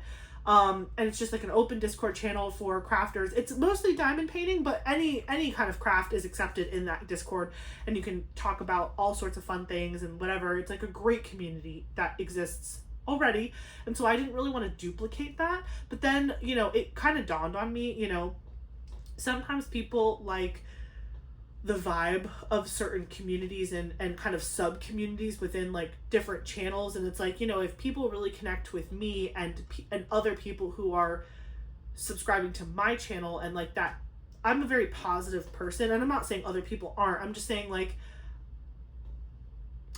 I can imagine why some people want a space to go that's tied to other people who like my type of content, because those people might be more similar to each other than just joining a generic, larger scale diamond painting community group where everyone's from all over the place and like there's not like that common thread because it's all crafts as well. It's not even just diamond painting. So I thought about it, whatever, and one of my channel members said to me, they said, did you know that Discord allows like basically can tie YouTube permissions and all that stuff to Discord? And I had no idea.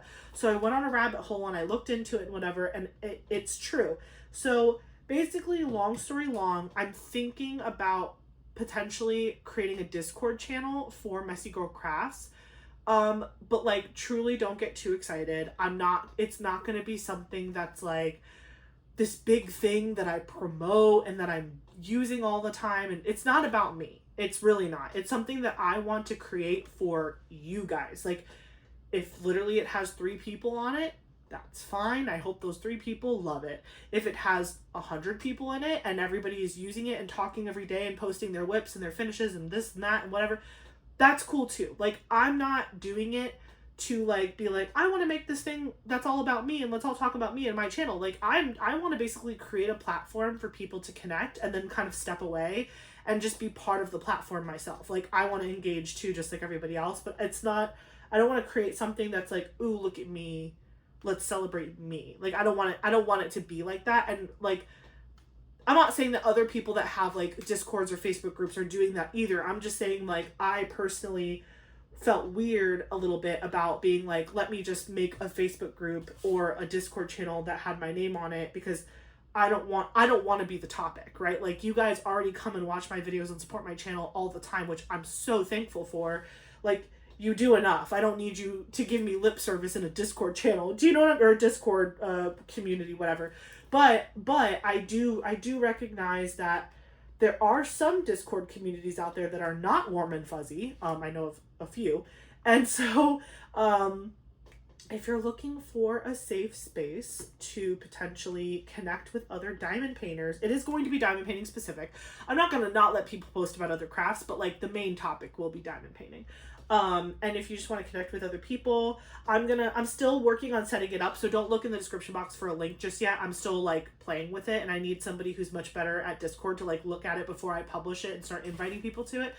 But like, it's going to be like, basically just like an open channel for people to come hang out. You can use the voice channels if you want to talk to people and like diamond paint with other people no matter where they are, or if you want to like just send pictures of your whips or your finishes, like all that fun stuff. It'll basically be a spot for you to be able to do that.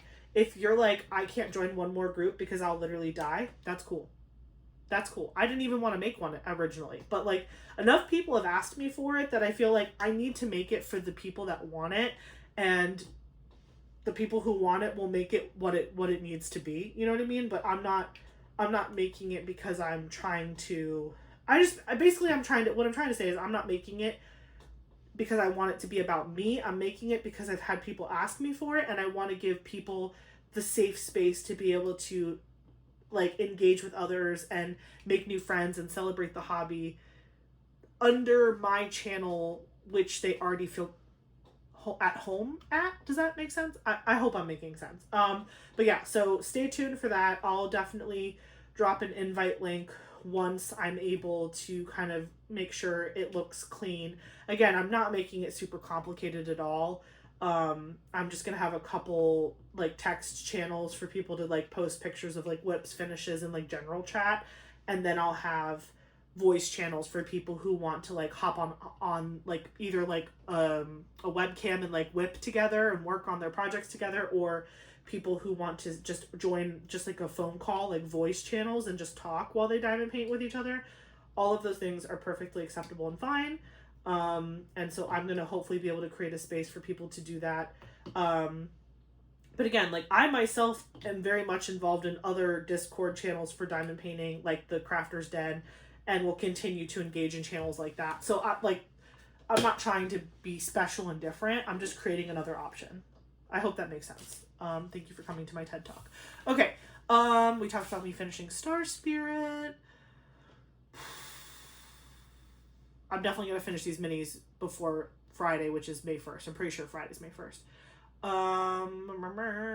Marie Christmas is my whip downstairs right now. And so what's interesting about that is I have 2 rows left. I actually had 2 rows plus 2.5 sections, but I already finished the 2.5 sections. So now, as of today, I literally just have like 2 big rows left to finish.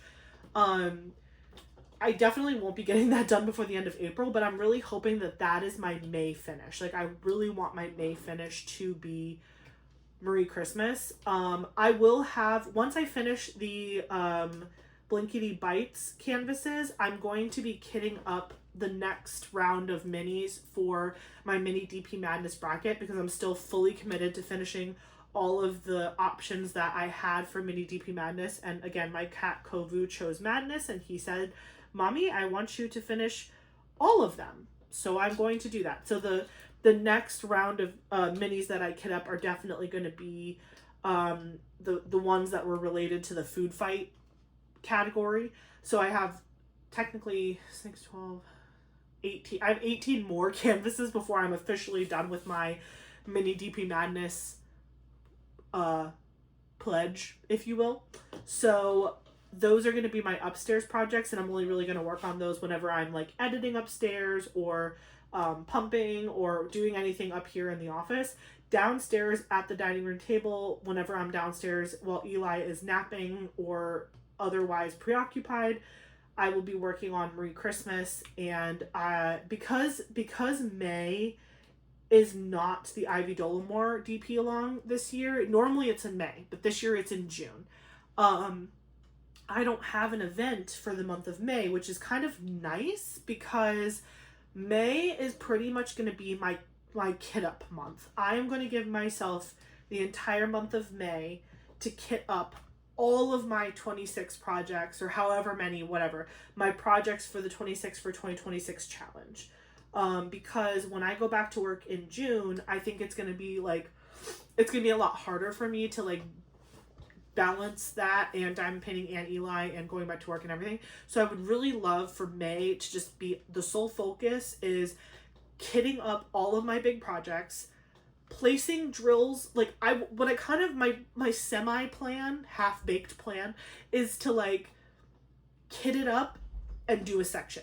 Kit it up and do a section. That way, because the point of the 26 for 2026 challenge is that you have 26 projects kitted up and started. Like, that is literally the challenge. It has nothing to do with finishes. If you're intimidated by this challenge because you think you have to finish 26 canvases by the end of 2026, that is not the point whatsoever of this challenge. The point is literally to start up as many projects as you feel comfortable starting them and putting drills down on the canvas. So I think the way that I'm going to tackle that for the month of May is my goals are to finish Marie Christmas, kit up all of my diamond paintings that I want to kit up for the challenge, and put drills down on all of them.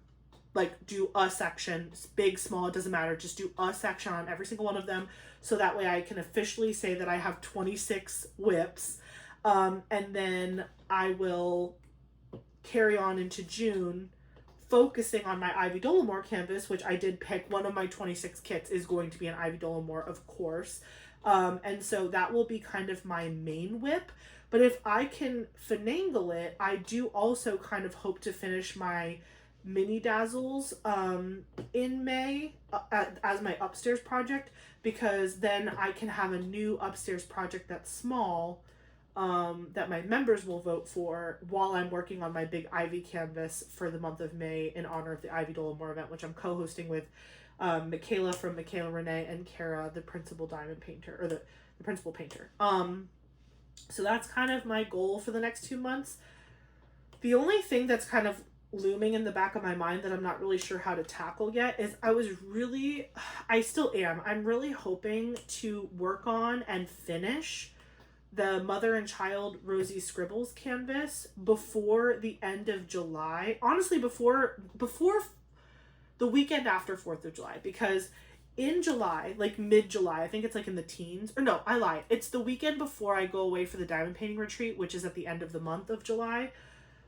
Eric and I have a scheduled photo shoot planned for like our family with Eli, like me, him, and Eli have a photo shoot that we're doing with the same photographer that did my maternity photos, which came out stunning, beautiful. Oh my gosh, she did such a good job. I immediately rehired her to do more photos for Eli because I originally was going to do photos with her when he came home from the hospital, like when he was a month old. But then what I didn't realize was when we were in the hospital, they had a photographer like in the hospital. And so I paid to have newborn photos of him taken like the second day he was born, like date literally, like I had him the next day he got pictures taken, and they're also beautiful. So I was like, instead of getting like double pictures of the same time frame, I'd rather move her photo session to when he's going to be 6 months old. So her photos, he's going to be like, I guess, January to February to March, April, May to June. Yeah, he'll be 6 months old when she takes his next round of photos. So he'll obviously look a lot different. He'll be a little bit older. Maybe he'll be able to kind of like sit up and like we'll be able to put him in more fun positions and stuff for photos. And he'll be hopefully a little less ornery. So, but we'll do the photos in the morning when he's the most smiley and happy. So that way he can take his photos and be done for the day. He's already very used to a morning photo shoot because every morning from like 9 to 9:15, I am like, smile for the camera, turn over, look over here. And I take so many pictures of him, and then I send the pictures to his whole family, like my parents, his parents, the whole 9 yards, and then they send them to all of their friends and family as well. It's like a whole chain. It's like a chain mail, but it's Eli. It's really funny. Okay. I've done O on both canvases. That's wonderful. Okay. I am 2 colors away from finishing the guitar, so I'm actually going to now just focus on the guitar because I literally think I can get the guitar done in this video, whereas the Rubik's Cube, I still have lots more colors to go, but this is where the Rubik's Cube is right now. It's really fun. I kind of want to do the black outlining last. I think it'll be fun to just like all the way around it when I'm done. But the guitar, I just have the outline, which is like a dark pink, and then I have a little bit of black. So I think I'm going to knock that out right now. This is the O. Okay, so what was I saying? Oh yeah, the pictures. So yeah, so because we're going to do the photo shoot in our house for the 6-month photos for Eli, I'm going to do them in his nursery, and I really, really, really want the Rosie Scribbles canvas done so it can be part of the photos. Like, it'll be in the background of all of the photos. And so as much as I am obviously going to participate in this whole like 26 for 2026 thing, I still might kind of prioritize that WIP, because like you only get one shot at photos like this, right? Like, he'll never be 6 months old again, and I'm never going to be able to take professional photos like this again of his nursery. And this photo, this painting holds a lot of meaning to me, because if you don't know, if you're newer to the channel, look up, well, here, I'll post a picture of the canvas I'm talking about. This is Mother and Child by Rosie Scribbles with Diamond Art Club. Okay. So when I started diamond painting, I started my YouTube channel maybe like 2 months after I started the craft altogether. Don't ask me why. I don't know why I did that. I just did it. I don't know why. It just looked like fun. Everybody else on YouTube made it look like so much fun, so I was like, you know what? I want to do it too. So I started my channel, and I had talked about that canvas, and I had said, you know, I really love this Mother and Child canvas by Rosie Scribbles from Diamond Art Club, but I'm not a mom, so I feel weird getting it. And everybody in the comments was like, you're crazy, you should get it, you're a cat mom, and or they were like, it doesn't matter if you're a mom or not, if you like the painting, you like the painting. And they were like, well, what if one day you become a mom, you should get it. And then I convinced myself. I was like, okay, well, everyone's encouraging me to get it anyway.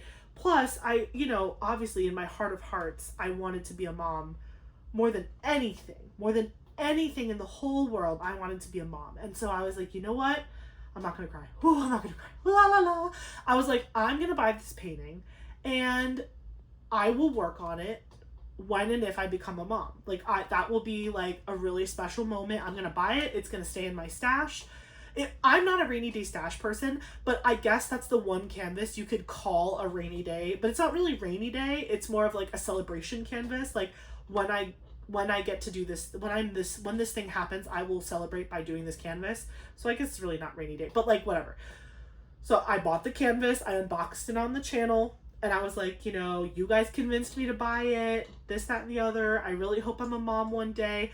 Obviously, I didn't even know. I wasn't pregnant when I filmed that video. I wasn't even close. Like, I didn't know if I was going to have a boy or a girl or whatever. Turns out I had a little boy, and that canvas is literally a brunette mermaid with a red tail, which is my favorite color, and a little boy with this cute little daisy. Granted, the baby has blue eyes, but I'm going to fix that, make them darker. I'm going to fix his hair and his eyes to match Eli a little bit better. But literally it's a mother and her son, and they're just looking at each other with all this joy, and they're on the beach, and I live in Florida. It was fate. And so that painting holds a lot of special meaning to me. And so I knew when I found out that I was pregnant that I wanted to do that canvas, and I wanted to put it up in Eli's nursery, because it was so special to me. And obviously time and life have gotten away from me, and I haven't kitted up, but I haven't started it yet. So, and it's not a small canvas either, and it's squares. So I am going to be behind. I'm probably not going to always be showing it, because I want you guys to see like the Ivy canvas for the Ivy event and whatever. But just know that once I finish Marie Christmas, I am going to go ham on that canvas as much as I can. Granted, I do still have like a couple months to get that done. So I'm confident in my ability to do it. I really am. Especially because over the summer, I'm still only going to be working 2 days a week. I'm going to be only returning to work part-time. So I do have faith that I can get that done before the photo shoot. But it's going to take a lot of dedication and effort, because It's a big square project, but granted, I'm going to be so in love with it while I do it because, again, that special meaning is going to be just like echoing throughout me working on it. And every time I work on it, I'm just going to think about Eli and how happy I am that he's here. And it's just going to make me super happy. But time is of the essence because if I don't get it done in time, I won't have enough time to go to Hobby Lobby to get it dry mounted and then have it up on the wall for the photo shoot. So that is a crunch time deadline scenario that I will be, again, sometimes it'll probably show up in Whip chats in July. That's probably when you're going to see it being worked on camera, is like in July, because I will, like, at that point kind of make that my focus canvas that month. I know that Summer with the Masters is going to be happening this year, and I do want to lay drills down again on my Giant Jaded Gem Shop, but to be honest, it can wait because this is a bigger deal to me. And if my members choose that as my next whip in the rotation, even if it's outside of Summer with the Masters timeline, I will happily work on it whatever time of the year they want me to. It's more so the priority of getting that canvas done so that way I can kind of memorialize it in my photos that I'm going to be taking when Eli turns 6 months old. So yeah, that's also in the back of my mind when I'm thinking about all my plans, is like, okay, I need to finish Marie Christmas. I need to finish these, like, all of the mini DP Madness, like, things that are just still hanging in the wind. I would love to get those done so that way I can kind of put that behind me, because before we know it, it's going to be March again and I'm going to have to choose new canvases. I'm going to be like, I just finished the old ones. So I have to do that, and then I have to kit down all of my canvases that I've had kitted up this whole year that I need to, like, free up all my storage again and get it all ready to kit up all my other projects. Then I have to physically kit up 26 canvases in all of my storage, which honestly is going to be so much fun because I love kitting up. And so I'm sure a lot of my Whip chats in May are going to be kit chats, kit up and chats or whatever. Also, my mom and Dave, they came home from Philadelphia today from the wedding. They said they had a great time, and my mom did successfully meet her birth father for the first time, and she didn't give me all the details yet, but she said it was good. She was like, it was really, really good. His wife and him were super, super nice, and she was like, I'll obviously tell you all about it when I see you next. Well, I'm seeing her Thursday this week because she's just going to come over and hang out with me, but also I need to get my nails done because they're absolutely horridly grown out, and I hate how grown out they are. But I'm getting my nails done on Thursday, so she's going to come with me and make sure that Eli, take care of Eli while my hands are strapped. And then she's going to tell me all about it. But I promise you guys, as long as she's okay with it, because I'm not going to make her do something she doesn't want to do. But if she's cool with giving us the whole tea and the whole story from start to finish, one of my upcoming Wednesday Whip and Chat videos, we're just going to totally, like, talk to her about all of the things, because I think that would be very fun and entertaining to hear for you and me, honestly, because I have no idea what's going on. I haven't gotten the update from her yet because she just got back today. I have to text her and see if she already is home, but I think she probably is because it's late. But yeah, so TBD on when we're going to talk to Mom, but that should be really fun. And maybe when I'm with Mom, I can rope her into helping me either kit down or kit up, depending on where I'm at with my projects at that point, because it is so nice to have a helping hand. I need to get Eric back in one of these videos. He's also super helpful with kitting up, so I'm sure you're going to see a couple special guests in some of my upcoming chat videos, because I need help, man. I can't just be kitting up all this stuff by myself, even though I could, because I do love it. But I know, like, that's like an easy thing for other people to participate in and to do with their hands while we chat. So yeah, I don't think there was anything else. Let me see. Nope, that was pretty much it. So we will do question of the day, even though I'm still going to be working on this guitar, because I genuinely am so close to finishing it, and I want it to be done in this video, because that would be the second time that I finished one of these things in a video, which is so unlike me. I am usually such a talker with my hands that I stop diamond painting in the middle of the WIP and chat because I'm just like talking to you guys, and then I realized like I didn't actually make any progress on my WIP. But in this scenario, I have successfully worked on 2 canvases technically, but really this one needed the love because it's almost done. So let me grab the question of the day book, and then we will pick our question. What number should we pick? I don't know. I'm trying to see if a number sticks out to me. We'll do 1024 because it is currently 10:24 p.m. 1024. Let's see. 1024. If you were going to be a wedding singer, what would your stage name be? That is amazing. If you were going to be a wedding singer, what would your stage name be? That's a great question. A wedding singer, I don't know. You could probably go one of 2 ways with this. You could pick like a stage name that's just like a cool name, or you could be punny. You know what I think we need to do to find the answer to this question? We need to throw it back to the good old 90s and 2000s of the internet, and we need to find a generator. I think that would be really fun. Do you guys remember those? Like, I mean, obviously they still exist, but like, I just remember growing up back in the day, there were so many like funny generators, like find out like your magical princess name, and it would be like the first letter of your last name and the year of your birth, or the date of your birth, and the name of your cat, and then it would be like this funny like name that it would like tell you what to pick, and then you got a name spit out. Or it would just generate a bunch of random funny names. Like, I remember people used to do that all the time. I used to play a lot of Xbox. Like, that was like my favorite gaming system as a kid, but besides obviously Nintendo.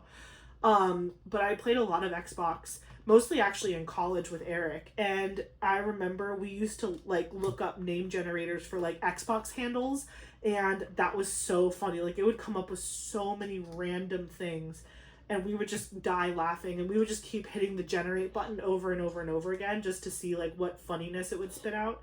So that's what we're gonna do. If you genuinely have a name that you think would be fun as a wedding singer that you want to choose for yourself, please share it in the comments below. Again, don't feel pressure. You don't have to share anything you don't want to share. But if you are interested in coming up with a funny wedding singer name out of your own brain, feel free to share that below. I, on the other hand, I want to look up a generator. So let me just finish this WIP, because literally we are just a few drills away from being done with it, and then I will move over to the computer so we can find a generator. Now I'm literally gonna Google like wedding singer name generator, and we're just gonna see what happens. I don't know that exists, but surely the internet is vast, and I'm sure somebody somewhere created a name generator for wedding singers. Why am I confident? Because the internet is crazy and it has everything. So, okay, here we go. We are placing the last drill, and we did it! You guys, we finished our whippy whip for the video. So I'm just going to put these drills back, and then I'm going to do my little straightening trick that I showed you guys a couple weeks ago with these. So the gapping is pretty rough in this particular set of canvases. Again, I can't say this enough. It was the first run of these canvases. Improvements are already in place. I'm not worried about it, but it is what it is. So here, let me just physically straighten this a little bit so it's not as crazy. Just kind of wiggling my drills around so that they semi-line up. Because when I get them to line up nicely, that's when the gapping is like super exposed, because the line, like the drills are significantly smaller than the spots. Okay, so here is the finish. Yay. The gapping really doesn't look that bad on camera. It's more obvious in person. There, you can kind of see it a little bit better towards the bottom. But anyway, so now what I like to do is I roll the canvas gently between my hands like this. I do it in this direction. And then I do it in this direction. And again, I do it slow at first. And then once I feel like the drills, I can feel them shifting. Again, it's pushing the drills together into the center of the image. So it just gets the gapping to go away a little bit. And then, yeah, look at that. Looks great. Looks way better to me. Maybe I'm crazy. Maybe this actually doesn't do anything, but I think it does something. And I'll probably go back in with my multi-placer and just like line it up a little bit better. But like, I feel like just doing this it really makes a huge difference in the gapping for my minis. But yeah, this looks so good. Okay, finish. So now this is my last one. This is all that stands between me and the end of 20 mini canvases. Oh my gosh. Okay, so let me look up the generator. Okay, I'm literally gonna look up. Let me grab my keyboard. We're gonna look up oops, hold on, I gotta move you guys. Boop. Okay, wedding singer name generator. Wedding singer name generators. Okay, so here's a couple options. Serenade and Soul, Elysian Harmonies. Ooh, that's feeling good. Elysian Harmonies, Golden Note, Velvet Echo. Oh, that's good. Hold on, wait. Okay, let me reread the question. If you were going to be a wedding singer, what would your stage name be? So these kind of sound like band names a little bit. They're not really sounding like a one-person act. Well, Velvet Echo. Okay, maybe I like Velvet Echo. Let's see. Yeah, these are kind of band names. Neon Glow, Rhythm and Sparkle. Ooh, that's kind of diamond painting-y. Lux Notes. That's cute. Soulfire, Modern Muse. Oh my gosh, these are so cute. Let's see. I'm just gonna, okay, so I found this like musician name generator. Let me do that. Hold on. Right now, I think Velvet Echo is winning. Musician.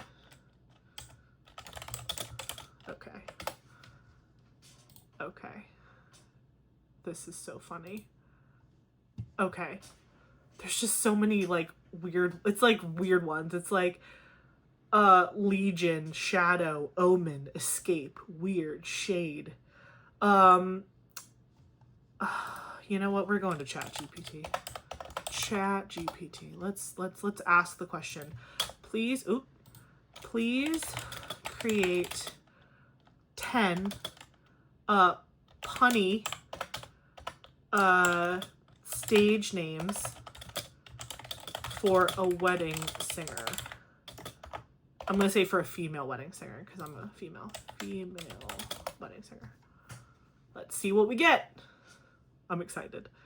Here are 10 punny stage names that would be perfect for a female wedding singer.